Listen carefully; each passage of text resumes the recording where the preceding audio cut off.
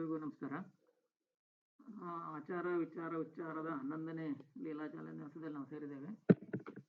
ಎಲ್ರಿಗೂ ವಿವೇಕಾನಂದ ಜಯಂತಿ ಹಾಗೂ ರಾಷ್ಟ್ರೀಯ ಯುವ ದಿನಾಚರಣೆಯ ಶುಭಾಶಯಗಳನ್ನು ಹೇಳಲಿಕ್ಕೆ ಇಚ್ಛಪಡ್ತಾ ಇದ್ದೇನೆ. ಹಿಂದಿನ ಭಾಗದಿಂದ ಸರ್ ಅವರು ಕನಸಿನ ಕುರಿತಾದಂತಹ ಉಪನ್ಯಾಸ ಮಾಲಿಕೆಯನ್ನು ಪ್ರಾರಂಭಿಸಿದ್ರು. ಅದರಲ್ಲಿ ಕನಸು ಅಂದ್ರೆ ಏನು, ಅದರ ವರ್ಗೀಕರಣ, ಹಾಗೆ ಕನಸು ಬೀಳುವುದಲ್ಲ ಏಳುವುದು, ಹೀಗೆ ಸಾಕಷ್ಟು ವಿಚಾರಗಳನ್ನ ಚರ್ಚೆ ಮಾಡಿದ್ರು. ಮುಂದುವರೆದು ಇವತ್ತು 2ನೇ ಭಾಗದಲ್ಲಿ ಸಾಕಷ್ಟು ವಿಚಾರಗಳನ್ನ ಈಗಾಗಲೇ ಹಾಕಿದ್ದಾರೆ. ತಿರುಕನ ಕನಸಿನ ಒಂದು ಸಾಹಿತ್ಯವನ್ನು ಕೂಡ ಇಲ್ಲಿ ಕೊಟ್ಟಿದೆ, ಹಾಕಿದೆ. ಅದರ ಕುರಿತು, ಆಮೇಲೆ ಯುವಕರಿಗೆ ಯಾಕೆ ಕನಸಿನ ದಾಖಲಾಟ, ಎಲ್ಲ ವಿಚಾರಗಳ ಕುರಿತು ಇವತ್ತಿನ ಭಾಗದಲ್ಲಿ ಮಾತಾಡ್ಲಿಕ್ಕಿದ್ದಾರೆ. ಎಲ್ಲರೂ ಕೂಡ ಆತ್ಮೀಯರು ಸ್ವಾಗತಿಸ್ತಾ, ಸರ್ ಅವ್ರನ್ನು ಕೂಡ ಸ್ವಾಗತಿಸ್ತಾ ಇದ್ದೇನೆ.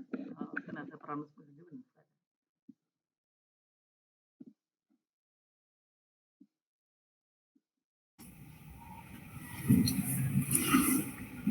ಎಲ್ಲರಿಗೂ ನಮಸ್ಕಾರ.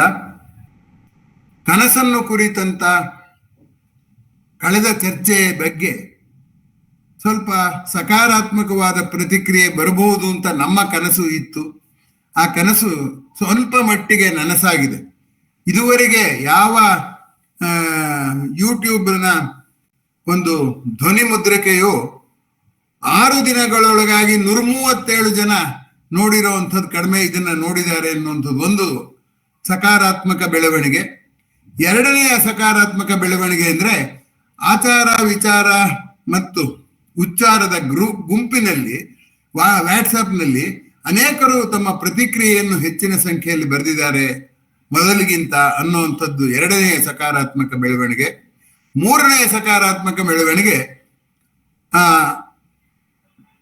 ಕನಸನ್ನು ಕುರಿತಂತೆ ಕೆಲವು ವಿಷಯಗಳನ್ನ ನೀವು ಈ ಬಾರಿಯ ಉಪನ್ಯಾಸದಲ್ಲಿ ಸೇರಿಸಿ ಅಂತ ಹೇಳಿರುವಂಥ ಸಂಗತಿ. ಏನೇ ಆಗಲಿ, ಈ ಎಲ್ಲ ಪ್ರತಿಕ್ರಿಯೆಯನ್ನು ತೋರಿಸಿದ, ಕೇಳುವ ನೋಡುವ ಉತ್ಸಾಹ ತೋರಿಸಿದ ಎಲ್ಲ ಗೆಳೆಯರಿಗೆ, ಸಕಾಲದಲ್ಲಿ ಇಂದು ಆಗಮಿಸಿರುವ ಎಲ್ಲರಿಗೂ ಹೃತ್ಪೂರ್ವಕವಾದ ಅಭಿನಂದನೆಗಳನ್ನ ಮೊದಲು ಸಲ್ಲಿಸಿ, ಈಗ ನಾನು ನಮ್ಮ ವಿಷಯಕ್ಕೆ ಬರ್ತಾ ಇದ್ದೇನೆ. ಕನಸು ಅಂದಾಕ್ಷಣ ಒಂದು ಆಶೋತ್ತರ ಅನ್ನೋ ಅದಕ್ಕೆ ಸಂವಾದಿಯಾಗಿಯೂ ಬಳಸ್ತಾರೆ. ಹಾಗೆ ಪ್ರತೀಕ್ಷೆ ಅನ್ನೋದಕ್ಕೆ ಸಂವಾದಿಯಾಗಿ, ಪ್ರತಿಯಾಗಿ ಈಕ್ಷಿಸೋದು. ಅದರಿಂದ ಕನಸು ಅಂದ್ರೆ ನಮ್ಮ ಆಶೆಗಳೇ ಆಗಿರಬೇಕಾಗಿಲ್ಲ. ಕೆಲವೊಮ್ಮೆ ನಿರೀಕ್ಷೆಗಳನ್ನು ಕನಸು ಅಂತ ಹೇಳ್ತಾರೆ. ದೊಡ್ಡ ದೊಡ್ಡ ಕನಸಲ್ಲದೆ ಕಿರುಕನಸುಗಳು ಬೀಳೋದುಂಟು. ಉದಾಹರಣೆಗೆ, ನಾವು ನಮ್ಮ ಸ್ನೇಹಿತರನ್ನ ಭೇಟಿ ಮಾಡೋದಕ್ಕೆ ಹೋಗ್ತಾ ಇದ್ದೀವಿ ಅಂತ ಇಟ್ಕೊಳ್ಳೋಣ. ಅವ್ರನ್ನ ನಾನು ಈ ಪ್ರಶ್ನೆ ಕೇಳ್ತೀನಿ, ಅವರು ಆ ಉತ್ತರ ಹೇಳ್ಬೋದು ಅಂತ ನಮ್ಮ ಮನಸ್ಸು ಪೂರ್ವಭಾವಿಯಾಗಿಯೇ ಪ್ರೋಆಕ್ಟಿವ್ ಆಗಿ, ಅದು ಪೂರ್ವ ಚಟುವಟಿಕೆಯಿಂದ ಅನೇಕ ಊಹೆಗಳನ್ನು ಮಾಡುತ್ತಲ್ಲ, ಒಂದು ರೀತಿಯಲ್ಲಿ ಅದು ಕನಸೆ. ಈ ಕನಸನ್ನು ಕುರಿತಂತೆ ಒಂದು ನಗೆಹನಿ ಕೂಡ ಉಂಟು. ಒಬ್ಬನಿಗೆ ಕಿವಿ ಕೇಳಿಸ್ತಾ ಇರಲಿಲ್ಲ, ಅವನಿಗೆ ನಾನು ಕಿವಿ ಕೇಳಿಸ್ತಾ ಇಲ್ಲ ಅಂತ ತೋರಿಸ್ಕೊಳ್ಳೋಕೆ ಸಂಕೋಚ. ಅವನೇನ್ ಮಾಡ್ದ, ಅವನ ಸ್ನೇಹಿತನಿಗೆ ಅನಾರೋಗ್ಯ ಆಗಿದೆ ಅಂತ ನೋಡಕ್ ಹೋದ. ಆಗ ಅವನು, ನಾನು ಈ ಪ್ರಶ್ನೆ ಹಾಕ್ತೀನಿ, ಏನೋ ನಿಂಗೆ ಆರೋಗ್ಯ ಕಾಯಿಲೆ ಹೇಗಿದೆ ಅಂತ ಪ್ರಶ್ನೆ ಹಾಕ್ತೀನಿ. ಆಗ ಅವನು ಏನ್ ಹೇಳಿ, ಇರ್ಲಿ ಬಿಡು ಅದು ಪರವಾಗಿಲ್ಲ ಇರೋ ಅಂಥದ್ದೇ ಅಂತ ಹೇಳ್ತೀನಿ. ಏನು ಔಷಧಿ ತಗೋತೀಯ ಅಂತ ಕೇಳ್ತೀನಿ. ಅವನೇನ್ ಹೇಳ್ತಾನೋ ಅದನ್ನೇ ಅನುಮೋದಿಸ್ಬಿಟ್ರೆ ನನಗೆ ಕಿವಿ ಕೇಳಿಸಲ್ಲ ಅಂತ ಅನ್ಕೋತಾನೆ. ಯಾರು ಡಾಕ್ಟ್ರು ಅಂತೀನಿ, ಅವನೇನ್ ಹೇಳ್ತಾನೋ ಅದನ್ನ ನಾನು ಅನುಮೋದಿಸ್ತೀನಿ ಅಂತ ಮುಂಚೆನೆ ಈ ಕಾಯಿಲೆ ಮತ್ತೆ ಚಿಕಿತ್ಸೆ ಮತ್ತು ವೈದ್ಯನ ಬಗ್ಗೆ ಸಕಾರಾತ್ಮಕವಾಗಿ ಹೇಳ್ಬಿಟ್ರೆ ನಂಗೆ ಕಿವಿ ಕೇಳಲ್ಲ ಅಂತ ಅರ್ಥ ಆಗೋದಿಲ್ಲ ಅಂತ ಸಿದ್ಧ ಮಾಡ್ಕೊಂಡು ಹೋಗ್ತಾನೆ. ಅಲ್ಲಿ ಹೋಗ್ತಾನೆ, ಅವನಿಗೆ ಕಾಯಿಲೆ ಬಂದಿರೋನ್ಗೆ ವಾಸಿ ಆಗ್ಲಿಲ್ವಲ್ಲ ಅಂತ ಕೋಪ ಇರುತ್ತೆ. ಏನು ಕಾಯಿಲೆ ಅಂತ ಈ ಕಿವುಡ ಕೇಳ್ತಾನೆ. ಆಗ ಅವನು ಹೇಳ್ತಾನೆ, ದೊಡ್ಡ ರೋಗ, ಇತ್ಲಾಗ ಬದುಕೋ ಹಾಗೂ ಇಲ್ಲ ಸಾಯೋ ಹಾಗೂ ಇಲ್ಲ, ಭವರೋಗದಲ್ಲಿ ಸಾಯ್ತಾ ಇದ್ದೀನಿ ನಾನು ಅಂತ ಹೇಳ್ತಾನೆ. ಅವಾಗ ಕಿವುಡ ಹೇಳ್ತಾನೆ, ಇದು ಎಲ್ರಿಗೂ ಬರೋದೇ ಬಿಡು ಅಂತಾನೆ. ಅವನಿಗೆ ಇನ್ನೂ ಸಿಟ್ಟು ಬಂದ್ಬಿಡುತ್ತೆ. ಏನ್ ಔಷಧಿ ತಗೋಬೇಕು ಅಂತಿದೀಯಾ ಅಂತ ಕೇಳ್ತಾನೆ. ಅವನು ವಿಷ ತಗೋಬೇಕು ಅಂತಿದ್ದೀನಿ, ಇನ್ನೇನ್ ತಗೊಳ್ಳೋದು ಅಂತಾನೆ. ಇದಕ್ಕೆ ಅದೇ ಸರಿಯಾದ ಔಷಧಿ ಅಂತಾನೆ ಈ ಕಿವುಡ. ಆಮೇಲೆ ಯಾರು ಡಾಕ್ಟ್ರು ಅಂತ ಕೇಳ್ತಾನೆ. ಅದಕ್ಕೆ ಯಮನ ಹತ್ರ ಹೋಗ್ಬೇಕಷ್ಟೇ, ಇನ್ಯಾವ ಡಾಕ್ಟ್ರು, ಎಲ್ಲಾ ಡಾಕ್ಟ್ರು ಮುಗೀತೀನಿ, ಉಳಿದಿರೋ ಅವನೊಬ್ನೇ ಅಂತಾನೆ. ಈ ಕಾಯಿಲೆಗೆ ಅವನೇ ಸರಿಯಾದ ಡಾಕ್ಟ್ರು ಅಂತ ಹೇಳ್ತಾನೆ. ಹೀಗೆ ಈ ನಗೆಹನಿಯ ಹಿಂದೆ ಇರುವ ಒಂದು ಆಶಯ ನೋಡಿ, ನಮ್ಮ ಮನಸ್ಸು ನಾಳಿನ ಬಗೆಗೆ ಆಲೋಚಿಸದೇ ಇರಲು ಸಾಧ್ಯವಿಲ್ಲ. ಆದ್ದರಿಂದ ನಾಳಿನ ಬಗೆಯ ಎಲ್ಲ ಆಲೋಚನೆಗಳು ಒಂದರ್ಥದಲ್ಲಿ ಪ್ರತೀಕ್ಷೆಗಳು ಅಥವಾ ಕನಸುಗಳು ಅನ್ನುವಂಥದ್ದನ್ನ ನಾನು ನಿರೂಪಣೆ ಮಾಡೋದಕ್ಕೋಸ್ಕರ ಈ ಮಾತುಗಳನ್ನ ಹೇಳಿದೆ. ಇದನ್ನ ತುಂಬಾ ಕಿವುಡರನ್ನ ನೋಯಿಸುವ ಸಲುವಾಗಿ ಹೇಳಿದ್ದಲ್ಲ, ದಯವಿಟ್ಟು ಹಾಗೆ ಭಾವಿಸಬಾರದು. ಈಗ ಮತ್ತೆ ಕನಸಿನ ಪ್ರಪಂಚಕ್ಕೆ ಬರೋಣ. ಇನ್ನೊಂದು ಪ್ರಶ್ನೆಯನ್ನು ನಮ್ಮ ಗೆಳೆಯರು ಹಾಕಿದ್ದಾರೆ. ಕನಸು ಅನ್ನೋದು ವಾಸ್ತವನ ಅಥವಾ ಕಲ್ಪನೆಯ ಅಂತ. ಈ ಪ್ರಶ್ನೆಗೆ ಉತ್ತರ ಹೇಳೋದು ಕಷ್ಟ. ಯಾಕೆ ಅಂದ್ರೆ ಯಾವುದೇ ವಿಚಾರ ನಮ್ಮ ಮನಸ್ಸಿನಲ್ಲಿ ಮೂಡುವುದಾದರೆ ಅದು ಇಂದ್ರಿಯಗಳ ಮೂಲಕ ಬಂದ ಅನುಭವವನ್ನೇ ಆಧರಿಸಿದ್ದು ಅಂತ ಬಿಷಪ್ ಬರ್ಕ್ಲಿ ಅಂತ ಒಬ್ಬ ಮನಃಶಾಸ್ತ್ರಜ್ಞ ಹಾಗೂ ತತ್ವಶಾಸ್ತ್ರಜ್ಞ ಹೇಳ್ತಾನೆ. Nothing is there in our mind which has not passed through our sense organs ಅಂತ ಹೇಳ್ತಾನೆ. ಇಂದ್ರಿಯಗಳ ಮೂಲಕ ಬಂದಿದ್ದನ್ನೇ ನಾವು ಸಂಗ್ರಹಿಸಿಟ್ಕೋತೀವಿ ಅಂತ. ಆಗ ಆ ಬಿಷಪ್ ಬರ್ಕ್ಲಿನ ಒಬ್ಬ ಕೇಳ್ತಾನೆ, ಹಾರು ಕುದುರೆ ಎಲ್ಲ ಕನಸಿನಲ್ಲಿ ಬರುತ್ತಲ್ಲ, ಅದೆಲ್ಲ ನಿಜವೋ, ಅದು ಇಂದ್ರಿಯಗಳಿಂದ ಬಂದಿದ್ದೋ ಅಂತ ಕೇಳ್ತಾನೆ. ಅದಕ್ಕೆ ಆ ಬರ್ಕ್ಲಿ ತುಂಬಾ ಚೆನ್ನಾಗಿರೋ ಉತ್ತರ ಕೊಡ್ತಾನೆ. ಕುದುರೆ ಬಂದಿದೆಯಲ್ಲ ಇಂದ್ರಿಯಗಳ ಮೂಲಕ, ಹಾರುವ ಹಕ್ಕಿ ಬಂದಿದೆಯಲ್ಲ ಇಂದ್ರಿಯಗಳ ಮೂಲಕ, ಅವೆರಡನ್ನು ಕೂಡಿಸ್ಬಿಟ್ಟು ಒಂದು ಕನಸು ಕಾಣ್ತಾನ ಅವನು. ಆ ರೆಕ್ಕೇನೂ ಇದ್ದು ವೇಗವಾಗಿ ಚಲಿಸೋ ಕುದುರೆ ಎರಡು ಇದ್ರೆ ಹಾರು ಕುದುರೆ ಬಂದಿದೆ. ಹಾಗಾಗಿ ಅದರ ಕಚ್ಚಾ ಸಾಮಗ್ರಿ ಇದೆಯಲ್ಲ, ಹಾರು ಕುದುರೆ ಕಾಲ್ಪನಿಕ ನಿಜ, ಆ ಕಾಲ್ಪನಿಕದ ಕಚ್ಚಾ ಸಾಮಗ್ರಿ ಏನಿದೆಯೋ ಅದು ವಾಸ್ತವದಿಂದ ಬಂದದ್ದು ಅಂತ. ಅಂದ್ರೆ ಏನಾಯ್ತು, ವಾಸ್ತವ ಕನಸು, ವಾಸ್ತವ ಕಲ್ಪನೆ, ಮತ್ತೆ ಆ ಕನಸಿನಲ್ಲಿ ನಾನು ಕಿರುತ್ತೀನಿ, ಯಾಕೆ ಕಿರುತ್ತಿದ್ಯಾ ಅಂತ ಅಕ್ಕಪಕ್ಕದವರೆಲ್ಲ ಕೇಳ್ತಾರೆ. ಅದರಿಂದ ಮತ್ತೆ ಅದು ವಾಸ್ತವ ಪ್ರಪಂಚಕ್ಕೆ ಹೋಗುತ್ತೆ. ಆದ್ದರಿಂದ ಕನಸಿನ ಕಾರಣ ವಾಸ್ತವ, ಕನಸಿನ ಪರಿಣಾಮ ವಾಸ್ತವ, ಆದ್ರೆ ಕನಸೇ ವಾಸ್ತವಲ್ಲ. ಈಗ ನಾನು ಏನ್ ಹೇಳ್ಬೇಕು ಈ ಪ್ರಶ್ನೆಗೆ ಉತ್ತರ? ಕನಸು ವಾಸ್ತವವೋ ಅಥವಾ ಕಲ್ಪನೆಯೋ ಅಂದ್ರೆ, ವಾಸ್ತವ ಮತ್ತು ಕಲ್ಪನೆಗಳೆರಡರ ಅಪ್ರತ್ಯೇಕನೀಯವಾದ ಮಿಶ್ರಣ. ಕಾರಣ ವಾಸ್ತವ, ಕನಸು ಅವಾಸ್ತವ, ಕನಸಿನ ಪರಿಣಾಮ ವಾಸ್ತವ. ಹೀಗಿರುವಾಗ ಈ ರೀತಿಯ ಗೋಜಲಿನ ಪರಿಸ್ಥಿತಿ ಇರೋದ್ರಿಂದಲೇ ಕನಸಿನ ಬಗ್ಗೆ ನಮ್ಗೆ ಯಾವತ್ತೂ ಕೂಡ ನಿಗೂಢವಾದಂಥ ಸಂಗತಿಗಳು ಇರುತ್ತೆ. ಕನಸು ದೇಶವನ್ನು ಅವಲಂಬಿಸಿರುತ್ತೆ.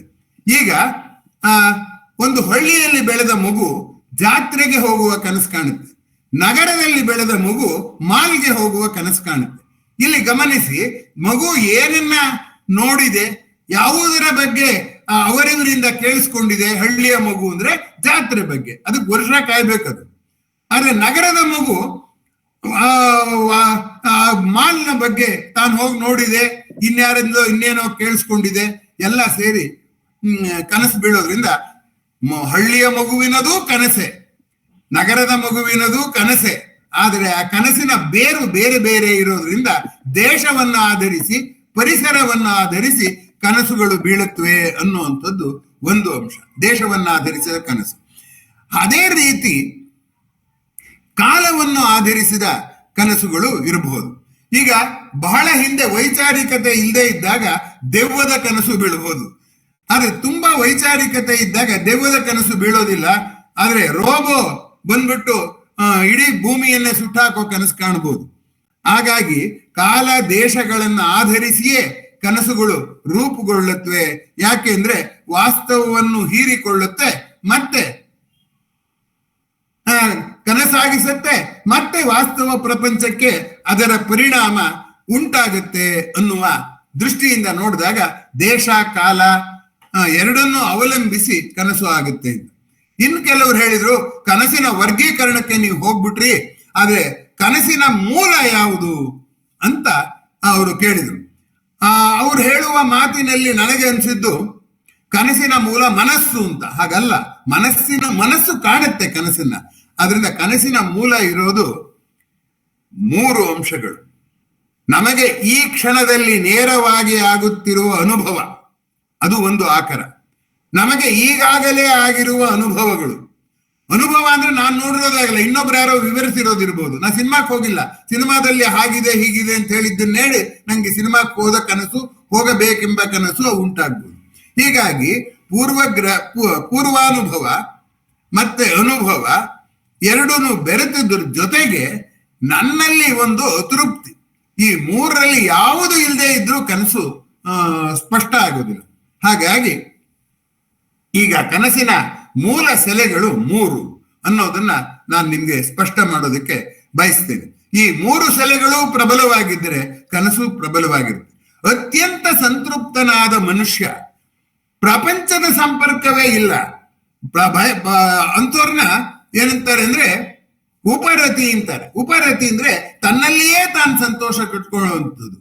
ಅದನ್ನೇ ಸ್ಥಿತಪ್ರಜ್ಞ ಅಂತಾರೆ. ಆತ್ಮನ್ನೈವ ಆತ್ಮನ ತುಷ್ಟ ಅಂತ. ತನ್ನಲ್ಲಿಯೇ ಸಂತೃಪ್ತಿ ಕಂಡ್ಕೊಳ್ಳೋನು ಪ್ರಪಂಚದ ಕಡೆಗೆ ನೋಡೋದಿಲ್ಲ. ಪ್ರಪಂಚದ ಕಡೆಗೆ ನೋಡಿಲ್ಲದೆ ಇರೋದ್ರಿಂದ ಪ್ರಪಂಚದ ಅನುಭವ ಅವನನ್ನ ಪೀಡಿಸೋದಿಲ್ಲ, ಕಾಡಿಸೋದಿಲ್ಲ.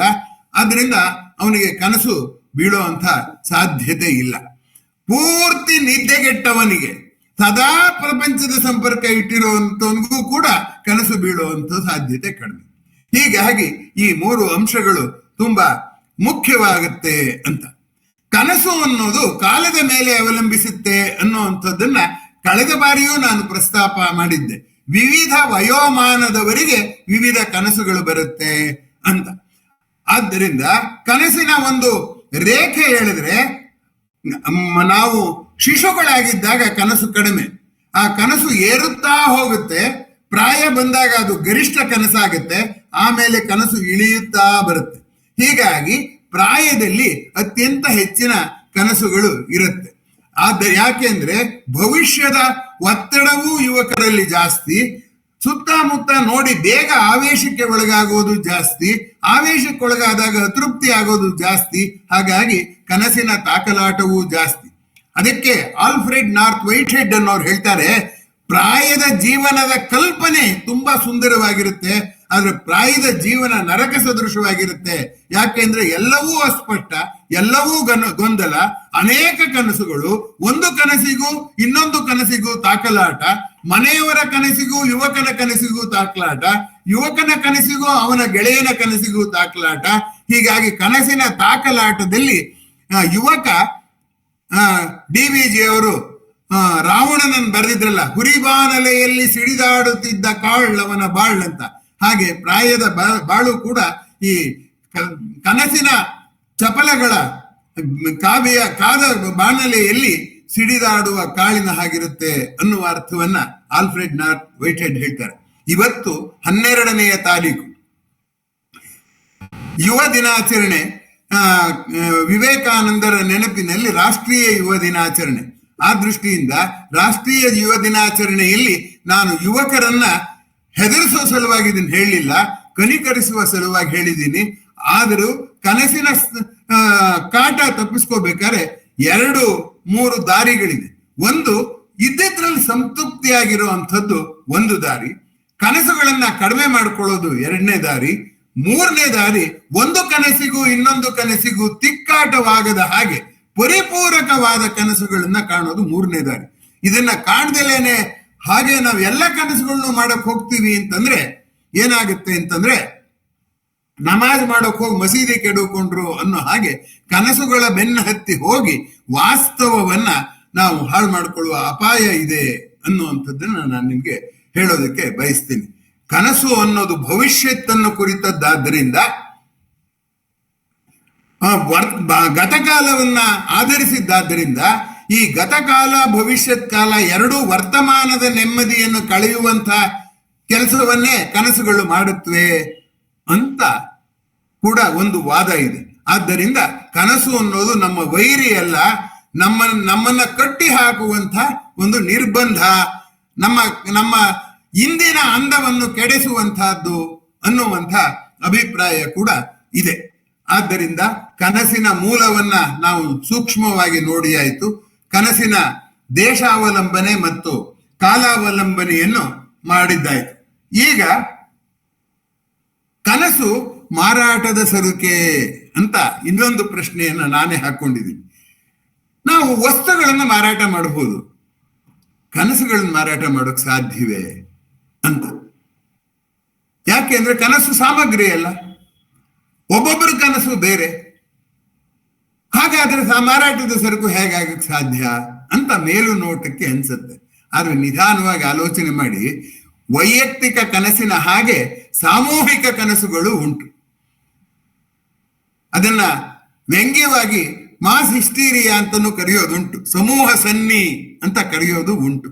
ಆದ್ದರಿಂದ ಸಾಮೂಹಿಕವಾದ ಕನಸುಗಳನ್ನ ಗುರುತು ಹಿಡಿದು ಆ ಕನಸಿಗೆ ಒಂದು ಅಭಿವ್ಯಕ್ತಿ ಕೊಡುವ ಮೂಲಕ ಚಲನಚಿತ್ರದವರು ಏನ್ ಮಾಡ್ತಾರೆ, ಕನಸುಗಳನ್ನ ತೋರಿಸಿ ಅವರು ಸೆಲ್ಯುಲಾಯ್ಡ್ ಹೀರೋಸ್ನ ಮಾಡ್ತಾರೆ ಅಂತ. They are bringing in celluloid heroes to sell colourful dreams ಅಂತ ಒಂದು ಮಾತಿದೆ. ಸಿನಿಮಾ ಬಗ್ಗೆ ಒಬ್ಬ ವ್ಯಂಗ್ಯವಾಗಿ ಹೇಳ್ತಾನೆ, cinema is nothing but selling celluloid heroes to sell colourful dreams ಅಂತ.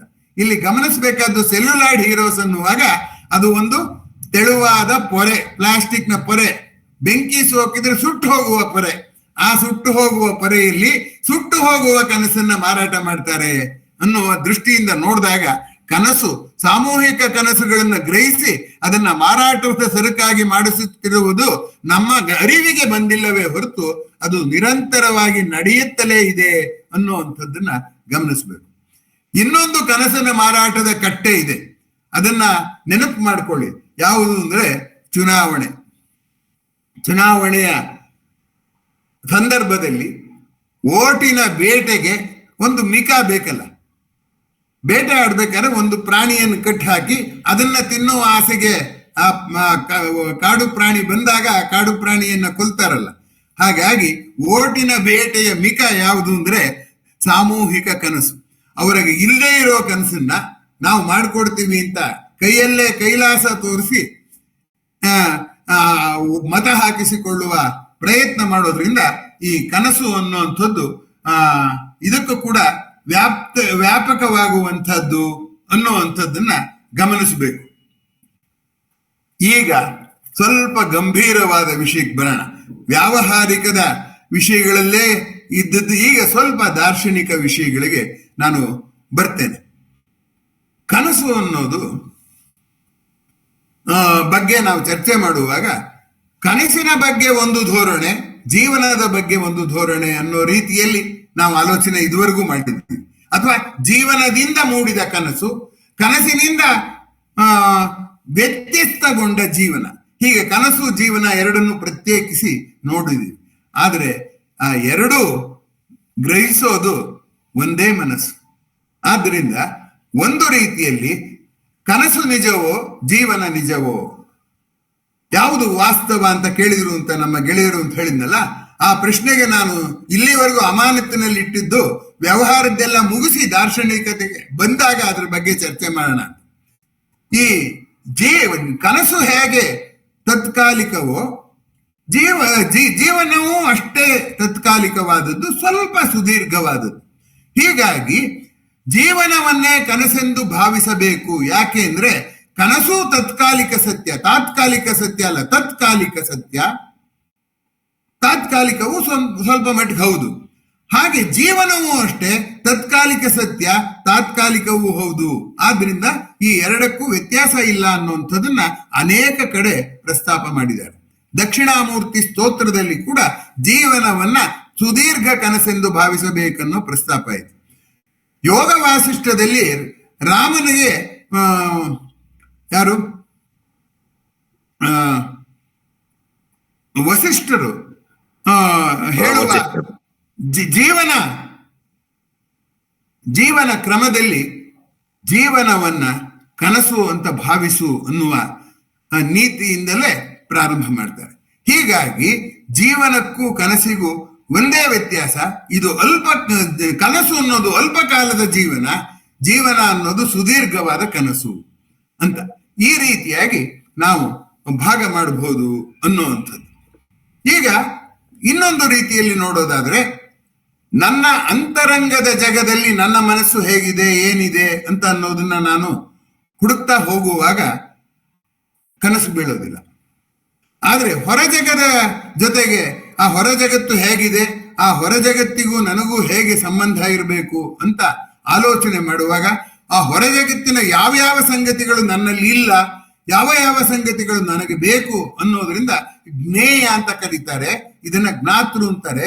ಜ್ಞೇಯ ಜಗತ್ತಿನ ಕನಸಿನಲ್ಲಿ ಕೊಚ್ಚಿ ಹೋದರೆ ನನ್ನ ಅಂತರಂಗದಲ್ಲಿ ಆಗುವ ಆಯಾಸವು ಕೂಡ ಗೊತ್ತಾಗೋದಿಲ್ಲ. ಆದ್ದರಿಂದ ನಾವು ಜ್ಞೇಯ ಜಗತ್ತು ಮಾಡುವ ಕನಸಿನ ಆಯಾಸಕ್ಕೆ ಪರಿಹಾರ ಏನು ಅಂದ್ರೆ, ನನ್ನ ಅಂತರಂಗದಲ್ಲಿ ನಾನು ಆ ಕನಸುಗಳನ್ನ ನಿಯಂತ್ರಣದಲ್ಲಿ ಇಟ್ಕೊಳ್ಳುವಂತಹ, ಆ ಕುದುರೆಗೆ ಒಂದು ಕಡಿವಾಣ ಹಾಕುವಂತಹ ಒಂದು ಸಂಯಮವನ್ನ ನಾವು ಕಲ್ತ್ಕೊಳ್ಬೇಕಾಗತ್ತೆ. ಹೊರಗಡೆ ಜಗತ್ತನ್ನು ನೋಡಿ ಸಂಯಮ ಬರೋದಿಲ್ಲ, ಒಳ ಜಗತ್ತನ್ನು ನೋಡಿದ್ರೆ ಕನಸು ಬರೋದಿಲ್ಲ. ಅದರಿಂದ ಹೇಗೆ ಹಗಲು ರಾತ್ರಿಗಳು ಅಪ್ರತ್ಯೇಕನೀಯವೋ, ದುಡಿಮೆಯ ವಿಶ್ರಾಂತಿ ಅಪ್ರತ್ಯೇಕನೀಯವೋ, ಹಾಗೆ ಹೊರ ಜಗತ್ತಿನ ಕನಸು ನನಗೂ ಹೊರ ಜಗತ್ತಿಗೂ ಇರೋ ಸಂಬಂಧವೇ ದುರ್ಬಲವಾದದ್ದು ಅಂತ ಬಾಹ್ಯಾನಾಲಂಬನ ವೃತ್ತಿರು ಉಪರತಿ ಪರಿಕೀರ್ತಿತಂ ಅಂತ ಹೇಳ್ತಾರೆ ಶಂಕರಾಚಾರ್ಯರು. ಅಂದ್ರೆ ಹೊರ ಜಗತ್ತಿನ ಮೇಲೆ ಅವಲಂಬನೆ ಮಾಡದೆ ತಾನು ನಿರಾಳವಾಗಿರೋದನ್ನ ಉಪರತಿ ಅಂತ ಕರೀತಾರೆ. ಆ ಉಪರತಿಗೆ ಕನಸಿನ ಹಂಗೇ ಇಲ್ಲ. ಹೀಗಾಗಿ ಕನಸನ್ನ ಜಾಸ್ತಿ ಆದ್ರೆ ನಾವು ಅಂತರ್ಮುಖಿಗಳಾಗೋದು ವಾಸಿ. ಕನಸೇ ಇಲ್ಲದೆ ನಂಗೇನೂ ಮಾಡಕ್ ತೋತಿಲ್ಲ, ಬೇಜಾರಾಗ್ತಿದೆ, ಬೋರ್ ಆಗ್ತಿದೆ ಅಂದ್ರೆ ಹೊರ ಜಗತ್ತಿನ ಕಡೆ ನೋಡೋದು ವಾಸಿ. ಆದ್ದರಿಂದ ಹೀಗೆ ನಮ್ಮ ಮೇಲೆ ನಾವು ಸ್ವಸ್ಥವಾಗಿರಬೇಕಾದರೆ ನಾವು ಬಯಸುವ ಕನಸನ್ನ ಕಾಣಬೇಕೇ ಹೊರತು ತಾನಾಗಿ ಕಾಣಿಸುವ ಕನಸಿನ ಬೆನ್ನು ಹತ್ತಿ ಹೋದರೆ ಅದಕ್ಕೆ ಕೊನೆ ಇಲ್ಲ, ಮೊದಲಿಲ್ಲ ಅನ್ನುವಂಥ ಅಂಶವನ್ನ ನಾನು ನಿಮಗೆ ಮನವರಿಕೆ ಮಾಡಿಕೊಡೋದಕ್ಕೆ ಪ್ರಯತ್ನ ಮಾಡ್ತೀನಿ. ಕನಸಿಗೆ ವಂಶವಾಹಿ ಗುಣನೂ ಉಂಟು ಅಂತ ಮುಂದಿನ ಪ್ರಶ್ನೆ. ಕನಸಿಗೆ ವಂಶವಾಹಿ ಗುಣ ಉಂಟು ಅಂದ್ರೆ ಅದು ತಲೆಮಾರಿನಿಂದ ತಲೆಮಾರಿಗೆ ಮುಂದುವರಿಯುವಂಥದ್ದುಂಟು ಅಂತಂದ್ರೆ ಉಂಟು. ಅನೇಕ ಬಾರಿ ಪ್ರತಿಯೊಬ್ಬ ತಂದೆಯು ನಾನ್ ಪಟ್ಟ ಕಷ್ಟ ನನ್ನ ಮಗ ಪಡೋದು ಬೇಡ, ನನಗೆ ಬರದೇ ಇರೋ ಅನುಕೂಲ ನನ್ನ ಮಗನಿಗೆ ಬರಲಿ, ನನ್ನ ಮಗನ ಮಾರ್ಕ್ಸ್ ಕಾರ್ಡ್ ನೋಡಿ ನನ್ನ ಮಾರ್ಕ್ಸ್ ಕಾರ್ಡ್ ಕಮ್ಮಿ ಇದ್ದದ್ದನ್ನ ಮರಿತೀನಿ ಅಂತ ಹೇಳುವಂಥದ್ದನ್ನ ನೀವು ಗಮನಿಸಬಹುದು. ತನಗೆ ಬಾರದ ಲಾಭ ತನೆಯಂಗೆ ಬಂದಾಗ ಜನಕನದೆಂತರು ಹರಿಷಿಪನ್, ಜನದೊಳ ಆರ್ಗಾವ ಸೊಗವಾದೊಳಂ ತನದೆಂದು ಅನುಭವಿಪನೋ ಜ್ಞಾನಿ ಮಂಕುತಿಮ್ಮ ಅಂತ ಹೇಳುವಾಗ ಎಲ್ಲರ ಕನಸಿನ ಸಾಕ್ಷಾತ್ಕಾರ, ಅವ್ರವ್ರ ಕನಸು ನಾವು ಸಾಕ್ಷಾತ್ಕಾರ ಮಾಡ್ಕೋತಾರೆ. ಅದಕ್ಕೆ ನಾವು ಅಸೂಯೆ ಪಡೋದು ಬೇಡ, ಅವರ ಕನಸಿನಲ್ಲಿ ನಾವು ಸಹಭಾಗಿಯಾಗೋಣ ಅನ್ನುವ ಔದಾರ್ಯವನ್ನು ಕೂಡ ಹೇಳೋದ್ರ ಜೊತೆಗೆ ಇಲ್ಲಿ ಪ್ರಶ್ನೆ ಇದೆ, ತಂದೆಯ ಕನಸಿಗೆ ಮಗ ಸಾಕ್ಷಾತ್ಕಾರದ ರೂಪ ಆಗಿ ಕಾಣ್ತಾನೆ ಅನ್ನುವಂಥದ್ದಾದ್ರಿಂದ ಆನುವಂಶಿಕವಾಗಿ ಆ ಒಂದು ಆಲೋಚನಾ ಲಹರಿ ಮುಂದುವರಿಯುತ್ತೆ. ನನ್ನ ಕನಸು ಇನ್ನೊಬ್ಬರಿಗೆ ವರ್ಗಾವಣೆ ಆಗುತ್ತೆ ಅನ್ನುವಂಥ ಅಂಶವನ್ನ ಗಮನಿಸಬೇಕು. ಈ ಹಿಂದೆ ನಾನು ಇದರಲ್ಲಿ ಅಂತ ಕಾಣುತ್ತೆ, ಸೌಂದರ್ಯ ಸ್ವಾರಸ್ಯದಲ್ಲಿ ಅಂತ ಕಾಣುತ್ತೆ, ಪೂತಿ ನರಸಿಂಹಾಚಾರ್ಯರ ಹೊನಲ ಹಾಡಿನ ವ್ಯಾಖ್ಯಾನ ಮಾಡಿದ್ದೆ. ಅದರಲ್ಲಿ ಆ ಪ್ರಾರಂಭನೇ ತುಂಬಾ ಚೆನ್ನಾಗಿದೆ. ಹಳೆಯ ಮಲೆಯ ಚಲನದ ಆಸೆ, ಆ ಬೆಟ್ಟಕ್ಕೆ ಚಲಿಸ್ಬೇಕು ಅಂತ ಆಸೆ, ಅದಕ್ಕೆ ಚಲಿಸಕ್ಕಾಗಲ್ಲ. ನಿಂತ ನೀರ ನಗುವಿನ ಆಸೆ, ನಿಂತ ನೀರ ಗಾನದ ಆಸೆ, ಇಳೆಯ ಹೊರೆಯ ಹೊತ್ತ ತಿರೆಯ ನಗುವಿನ ಆಸೆನ, ಈ ಭೂಮಿಗೆ ನಗಬೇಕು ಅಂತ ಆಸೆ. ಅದ್ ನಕ್ರೆ ಏನಾಗಿದೆ ಅಂತ ಈಗ ಮೊನ್ನೆ ದೆಹಲಿಯಲ್ಲಿ ಅದು ನೋಡಿದ್ರಲ್ಲ, ಅದ್ ಮಾಡಕ್ಕಾಗಲ್ಲ. ಅದರಿಂದ ನಾನು ಆ ಚಲನದ ಆಸೆ, ನಗುವಿನ ಆಸೆ, ಹಾಡುವ ಆಸೆ, ನುಡಿಯುವ ಆಸೆ, ಎಲ್ಲಕ್ಕೂ ನಾನು ಅಭಿವ್ಯಕ್ತಿ ಅಂತ ಆ ಹೊಳೆ ಹೆಮ್ಮೆಯಿಂದ ಹೇಳ್ಕೊಳ್ಳುತ್ತೆ. ಇದನ್ನೇ ನಾನು ಕೆಕುಲೆ ಕನಸನ್ನ ಕಳೆದ ಯಾವುದು ಜಾಲನ್ಯಾಸದಲ್ಲಿ ಪ್ರಸ್ತಾಪ ಮಾಡಿದ್ದೆ. ಆ ಕೆಕುಲೆ ಕಿವಿ ಮಾತು ಹೇಳಿದ ಯುವಕರಿಗೆ, ನಾವು ಕನಸು ಕಾಣೋಣ, ವೈಯಕ್ತಿಕ ಆಸೆಯ ಕನಸಲ್ಲ, ಸಾರ್ವತ್ರಿಕವಾಗಿ ಹಂಚಿಕೊಳ್ಳಬಹುದಾದ ಸರ್ವತ್ರ ಉಪಯುಕ್ತವಾಗುವಂತಹ ಕನಸು ಕಾಣೋಣ ಅಂತ ಕೆಕುಲೆ ಒಂದು ಪತ್ರದಲ್ಲಿ ತನ್ನ ಗೆಳೆಯನಿಗೆ ಬರೆದಿರುವಂತದ್ದನ್ನ ಪ್ರಸ್ತಾಪ ಮಾಡಿದ್ದೆ. ಹೀಗಾಗಿ ಈ ಎಲ್ಲವನ್ನು ಗಮನಿಸಿದ್ರಿಂದ ಕನಸು ಒಂದು ರೀತಿಯಲ್ಲಿ ಆನುವಂಶಿಕವಾಗಿ ಹರಿಯುವ ಒಂಟು ರೋಗ, ಹಾಗೆ ಗೆಳೆಯರಿಂದ ಗೆಳೆಯರಿಗೆ ಹರಿಯುವ ಒಂಟು ರೋಗ ಕೂಡ ಹೌದು. ವಾಸ್ತವವಾಗಿ ಪರ್ಸನಾಲಿಟಿ ಕೋಶೆಂಟ್ ಅಂತ ಕರೀತಾರೆ, PQ ಅಂತ ಕರೀತಾರೆ. ಅದನ್ನ ವ್ಯಕ್ತಿತ್ವ ಗುಣಾಂಕ ಅಂತಾರೆ. ವ್ಯಕ್ತಿತ್ವ ಗುಣಾಂಕದಲ್ಲಿ ಅವ್ರು ಏನ್ ಹೇಳ್ತಾರಪ್ಪ ಅಂತಂದ್ರೆ, ನನ್ನ ಕನಸನ್ನ ನಾನೇ ಮಾಡ್ಕೋತೀನಿ ಅಂದ್ರೆ ಆಗಲ್ಲ. ಕನಸುಗಳು ಕೆಲವು ಸರಿ ಸಮುದಾಯದ ಕನಸಾದ್ರಿಂದ ಅನೇಕರ ನೆರವು ಬರಬೇಕಾಗುತ್ತೆ. ಕನಸು ಕಾಣುವ ಸಾಮರ್ಥ್ಯ ಒಂದೇ ಸಾಲದು ಯಾವುದೇ ವ್ಯಕ್ತಿಗೆ. ತನ್ನ ಕನಸಿಗೆ ಬೆಂಬಲವನ್ನು ಪಡೆಯುವ ಹಾಗೆ ತನ್ನ ಕನಸನ್ನ ಮಾರುವ ತಾಕತ್ತು ಬೇಕು, ತನ್ನ ಕನಸನ್ನ ಮನವರಿಕೆ ಮಾಡಿಕೊಡುವ ತಾಕತ್ತು ಬೇಕು, ಇನ್ನೊಬ್ಬರ ಕನಸಿನಲ್ಲಿ ಭಾಗವಹಿಸಿ ನನ್ನ ಕನಸಿಗೆ ನೀನು ಬಾ ಅಂತ ತಾಕತ್ತಿನ ವಿನಿಮಯ ಮಾಡಿಕೊಳ್ಳುವಂತಹ ಶಕ್ತಿ ಇರೋನ್ಗೆ ವ್ಯಕ್ತಿತ್ವ ಗುಣಾಂಕ ಅಧಿಕ ಮಟ್ಟದಲ್ಲಿರುತ್ತೆ, ಪರ್ಸನಾಲಿಟಿ ಕೋಶೆಂಟ್ ಜಾಸ್ತಿ ಇರುತ್ತೆ ಅಂತ ಹೇಳಿರುವುದನ್ನ ಗಮನಿಸಿದರೆ ಕನಸು ಅನ್ನೋದು ಬಿಸಾಕೋ ಕಸವಲ್ಲ, ಅನೇಕ ವೇಳೆ ಅದನ್ನೇ ಒಂದು ಕಚ್ಚಾ ಸಾಮಗ್ರಿಯಾಗಿಸಿಕೊಂಡು ಪರಿವರ್ತನೆಯನ್ನ ಮಾಡಬೇಕು. ಕನಸಿಲ್ಲದೆ ಪರಿವರ್ತನೆ ಇಲ್ಲ ಅನ್ನುವಂಥದ್ದನ್ನ ನಾನು ಕಳೆದ ಜಾಲನ್ಯಾಸದಲ್ಲಿ ಹೇಳಿದ್ದೆ. ಮತ್ತೆ ಈಗ ನಾನು ನೆನ್ಪು ಮಾಡ್ತೀನಿ, ಆ ಕನಸು ಭಾರವಾದಷ್ಟು, ಕನಸು ಭಾರಿಯಾದಷ್ಟು ಏನಾಗ್ಬೇಕಾಗತ್ತೆ ಅಂದ್ರೆ ಅನೇಕರ ಬೆಂಬಲ ಬೇಕಾಗುತ್ತೆ. ಆದ್ದರಿಂದ ಕನಸು ಕಾಣುವ ಕಲೆ ಇದೆಯಲ್ಲ, ಹಾಗೆ ಆ ಕನಸನ್ನ ಅರಳಿಸುವ ಕಲೆ ಇದೆಯಲ್ಲ, ಅದು ಎರಡು ಬೇರೆ ಬೇರೆನೆ. ನಮಗೆ ಅನೇಕ ವೇಳೆ ಕನಸು ಕಾಣುವ ಕಲೆ ಇರೋರಿಗೆ ಕನಸನ್ನ ಇನ್ನೊಬ್ಬರಿಗೂ ಮನವರಿಕೆ ಮಾಡಿಕೊಟ್ಟು ಅರಳಿಸುವ ತಾಕತ್ತಿರೋಲ್ಲ. ಇನ್ ಕೆಲವರಿಗೆ ಕನಸನ್ನ ಅರಳಿಸುವ ತಾಕತ್ತಿರುತ್ತೆ, ಆದ್ರೆ ಕನಸೇ ಬೀಳೋಲ್ಲ. ಹೀಗಾಗಿ ಇದು ಅತ್ಯಂತ ನಿಗೂಢವಾದ ಸಂಗತಿ. ಕನಸಿನ ಎರಡು ಮಗ್ಗಲುಗಳಿದೆ. ಹಕ್ಕಿಗೆ ಎರಡು ರೆಕ್ಕೆ ಇದ್ದಾಗೆ ಕಾಣುವ ತಾಕತ್ತು, ಕಂಡದ್ದನ್ನ ಜಾರಿಗೊಳಿಸುವ ತಾಕತ್ತು ಎರಡು ಕೂಡಿದಾಗ್ಲೇನೆ ಕನಸಿನ ಹಾರಾಟ ಹೋರಾಟ ಎಲ್ಲ ಸಾಧ್ಯ ಆಗುತ್ತೆ ಅನ್ನುವಂಥದ್ದನ್ನ ನಾವಿಲ್ಲಿ ಗಮನಿಸಬೇಕಾಗಿದೆ. ಆತ್ಮೀಯರೇ, ಇನ್ನೊಂದು ವಿಚಿತ್ರ ಇದೆ. ಕನಸಿನಲ್ಲಿ ನಾ ಪ್ರಪಂಚ ಇದೆ ಅನ್ನೋದಕ್ಕೆ ನನ್ನ ಕಣ್ಣೇ ಪುರಾವೆ, ನಾನೇ ಕಣ್ಣಾರ ನೋಡಿದ್ದೀನಿ ಅಂತ ನಾವು ಸಾಮಾನ್ಯವಾಗಿ ದೈನಂದಿನ ವ್ಯವಹಾರದಲ್ಲಿ ಹೇಳ್ತೀವಿ. ಆದರೆ ಕನಸು ಅದನ್ನು ಅಣಕಿಸ್ಕೊಂಡು ನಗುತ್ತೆ. ನೀನು ಇಲ್ಲ, ವಸ್ತುಗಳೇ ಇಲ್ಲ, ಆದ್ರೂ ನೀನ್ ನೋಡ್ತಾ ಇದೀಯಾ, ಅದ್ರ ನಿಂಗೆ ಗೊತ್ತಿಲ್ಲ. ಅದರಿಂದ ನಿಂಗೆ ವಸ್ತು ಅಲ್ಲ ಬೇಕಾದ್ದು, ನೋಡೋದಕ್ಕೆ ಮನಸ್ಸು. ಇಲ್ಲೇ ದಾರ್ಶನಿಕರು ನಮ್ಮನ್ನ ಕಟ್ಟಾಕುವಂಥದ್ದು. ಯಾಕೆಂದ್ರೆ ಈಗ ನಮ್ಮ ತಂದೆ ತೀರ್ ಹೋಗಿ 40 ವರ್ಷಕ್ಕಿಂತ ಜಾಸ್ತಿ ಆಗಿದೆ. ನಮ್ಮ ತಂದೆ ಹೆಸರನ್ನೋ ಅಥವಾ ನನ್ನ ತಂದೆಯ ಸ್ವಭಾವವನ್ನು ಜ್ಞಾಪಿಸ್ಕೊಂಡ್ರೆ ನನ್ನ ತಂದೆಯ ಚಿತ್ರ ನನ್ನ ಕಣ್ಣು ಮುಂದೆ ನಿಲ್ಲುತ್ತೆ. ಆದ್ದರಿಂದ ಈ ಕನಸು ನನ್ನ ಕಣ್ಣು ಜಗತ್ತನ್ನ ನೋಡಿ ಜಗತ್ತನ್ನ ಇದೆ ಅಂತ ರುಜುವಾತು ಮಾಡಿದ್ರೆ ನಾನು ನಮ್ಮಪ್ಪನ ನೋಡ್ತೀನಿ, ನಮ್ಮಪ್ಪ ಇದೆ ಅಂತ ರುಜುವಾತು ಮಾಡ್ಲಾರ. ಹಾಗಾಗಿ ಕನಸಿನ ವಾಸ್ತವ ಜಗತ್ತಿನ ಮೇಲಿನ ನಮ್ಮ ನಂಬಿಕೆಯ ಬುಡಕ್ಕೆ ಕೊಡಲಿ ಏಟು ಹಾಕುವಂಥದ್ದು ಕನಸು ಅಂತ ನಿಮ್ಗೆ ಹೇಳ್ಬೇಕಾಗತ್ತೆ. ಜಗತ್ತಿನಲ್ಲಿ ವಸ್ತುಗಳಿಲ್ಲದೆ ನೋಡುವಂಥದ್ದು, ಜಗತ್ತನ್ನ ನೋಡುವಂಥದ್ದು 4 ಕ್ರಮದಲ್ಲಿ ಅಂತ ಹೇಳ್ತಾರೆ.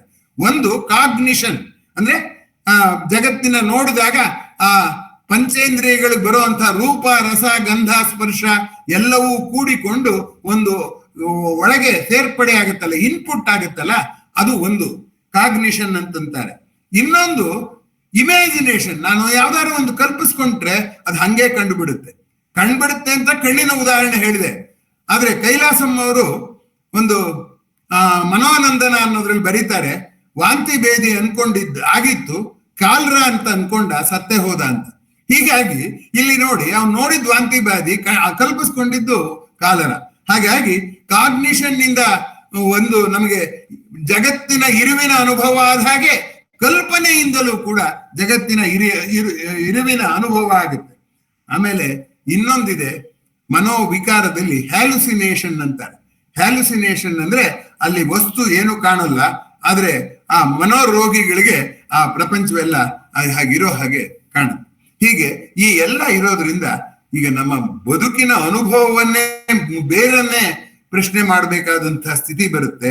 ಅದನ್ನ ದಾರ್ಶನಿಕರು ಮಾಡ್ತಾರೆ, ನಾವು ಅದನ್ನ ಮಾಡಕ್ ಹೋಗೋದಿಲ್ಲ ಅಂತ ಹೇಳ್ಬೋದು. ಈಗ ಹಾಗಾದ್ರೆ ನನ್ನ ಕಣ್ಣು ಕನಸಿನ ನೆವದಲ್ಲಿ ಇಲ್ಲದೆ ಇರುವುದನ್ನು ಗುರುತಿಸಿ ಎಚ್ಚರದ ನೆವದಲ್ಲಿ ಇರುವುದನ್ನು ಗುರುತಿಸೋದಾದ್ರೆ, ಹಾಗಾದ್ರೆ ನಾನು ನೋಡುವ ನೋಟ ಹೊರ ಜಗತ್ತಿನ ಇರುವಿಕೆಗೆ ಪುರಾವೆಯೋ ನನ್ನೊಳಗಿರುವ ಪ್ರಜ್ಞೆಗೆ ಪುರಾವೆಯೋ? ಇದು ಬಹಳ ನಿಗೂಢವಾದ ಪ್ರಶ್ನೆ, ದಾರ್ಶನಿಕರೇ ಕಷ್ಟಪಟ್ಟು ಎದುರಿಸುವಂತ ಪ್ರಶ್ನೆ. ಆದ್ದರಿಂದ ನಾವು ಇದುವರೆಗೂ ಏನನ್ನೋದು, ನಾನು ಕಣ್ಣಾರ ನೋಡಿದೆ, ಅದಾಗಿದೆ ಅಂತಂದ್ರೆ ಸತ್ಯಕ್ಕೆ ಪುರಾವೆ ನನ್ನ ಕಣ್ಣು ಅಂತ ಅನ್ಕೊಂಡಿದ್ವಿ. ಆದ್ರೆ ನನ್ನ ಕನಸುಗಳನ್ನು ನೋಡಿದಾಗ ನನ್ನ ಕಣ್ಣು ಅಥವಾ ನನ್ನ ಮನಸ್ಸು ಸತ್ಯಕ್ಕೆ ಪುರಾವೆ, ಹೊರಗಡೆ ಇರೋ ಜಗತ್ತಿಗೆ ಪುರಾವೆ ಅಲ್ಲ, ನನ್ನೊಳಗೆ ಒಂದು ಚೈತನ್ಯ ಇದೆ ಅನ್ನೋದಕ್ಕೆ ಮಾತ್ರ ಪುರಾವೆ ಆಗಬಲ್ಲದು ಅಂತ ಅನ್ಸತ್ತೆ. ಆದ್ದರಿಂದ ಈಗ ಮತ್ತೊಮ್ಮೆ ಮರುಪರಿಶೀಲನೆ ಮಾಡಬೇಕಾಗತ್ತೆ. ಕನಸು ಮತ್ತು ವಾಸ್ತವ ಒಂದು ಯಾವುದು ಹೊರಗಡೆಯ ಸಾಕ್ಷಿಯಿಂದ ಆದದ್ದು, ಇನ್ನೊಂದು ಹೊರಗಡೆ ಸಾಕ್ಷಿ ಇಲ್ಲದೆ ಸ್ವಯಂ ವೇದ್ಯವಾಗಿ ಕಾಣಿಸ್ಕೊಂಡಿದ್ದು. ಆ ಸಾಕ್ಷಿ ಹಿಂದೆ ಇತ್ತು ಅನ್ನೋದನ್ನ ಅವಲಂಬಿಸಿದೆ, ಆದ್ರಿಂದ ಇದು ಹೊರ ಜಗತ್ತನ್ನೇ ಅವಲಂಬಿಸಿದ್ದು ಅನ್ನುವಂಥ ಇನ್ನೊಂದು ವಾದ ಕೂಡ ಇದೆ ಅಂತ. ಇನ್ನೊಂದು ವಿಚಿತ್ರ ಇದೆ, ಕನಸನ್ನ ಅನೇಕ ಚಲನಚಿತ್ರ ಗೀತೆಗಳು ಉದಾರವಾಗಿ ಬೆಳೆಸ್ಕೊಂಡಿವೆ.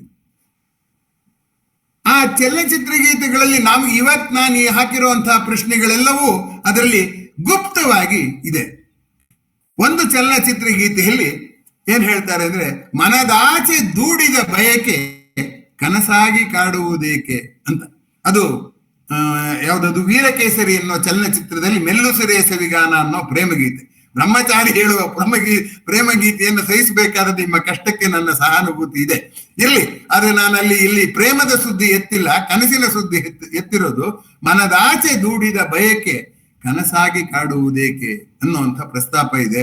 ಆದ್ದರಿಂದ ಯಾವ ಬಯಕೆಗಳನ್ನ ನಾನು ಅದುಮಿಟ್ಟು ಯಾವ ಸುಪ್ತ ಚೇತನಕ್ಕೆ ತಳ್ಳಿರ್ತೀನೋ ಅದು ಏನಾಗುತ್ತೆ ಅಂದ್ರೆ ನಮಗೆ ಗೊಂದಲಗಳನ್ನ ಸೃಷ್ಟಿ ಮಾಡುತ್ತೆ.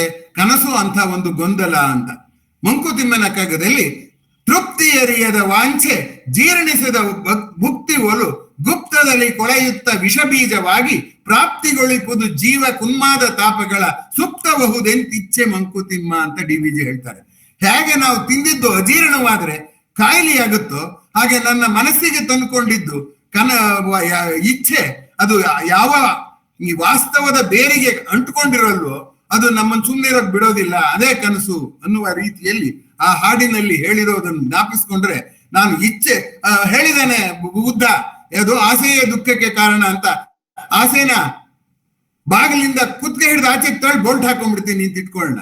ಆದ್ರೆ ಕನಸು ಏನಷ್ಟು ದಡ್ಡ ಅಲ್ಲ. ಅದು ಹೋದಿಯ ಹಿತ್ಲಲ್ಲಿ ಅಂದ್ರೆ ಬಂದೇ ಗವಾಕ್ಷಿಲಿ ಅಂತ ಒಂದು ಕನ್ನಡದ ಗಾದೆ ಇದೆ.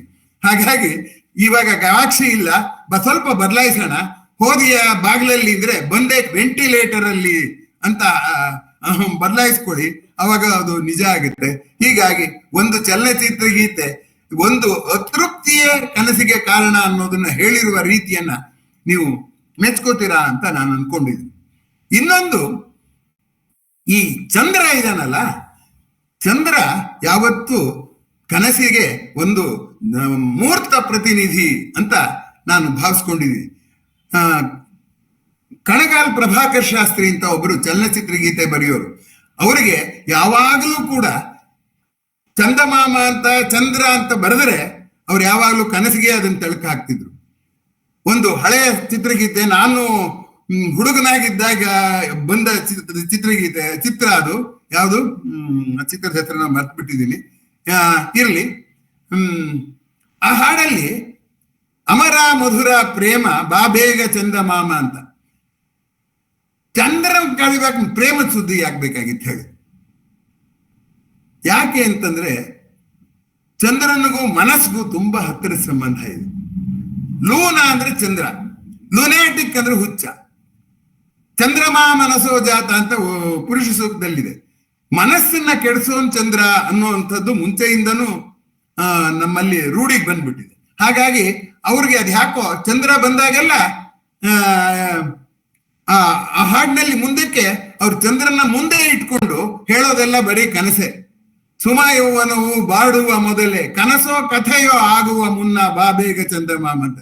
ನನ್ನ ಪ್ರೇಮ ಇದೆಯಲ್ಲ ಅದು ಕನಸಾಗ್ಬಿಡುತ್ತೆ, ಕಥೆ ಆಗ್ಬಿಡುತ್ತೆ ನೀ ಚಂದ್ರಮಾಮ ಬರದೇ ಇದ್ರೆ ಅಂತ ಹೇಳುವಾಗ, ಚಂದ್ರಮಾಮಗೂ ಕನಸಿಗೂ ಕಥೆಗೂ ಪ್ರೇಮಕ್ಕೂ ಹೇಗೆ ಅವರು ತಳುಕು ಹಾಕಿದ್ದಾರೆ ಅನ್ನುವಂಥದ್ದು ಆಶ್ಚರ್ಯ ಹುಟ್ಟಿಸುವಂಥದ್ದು.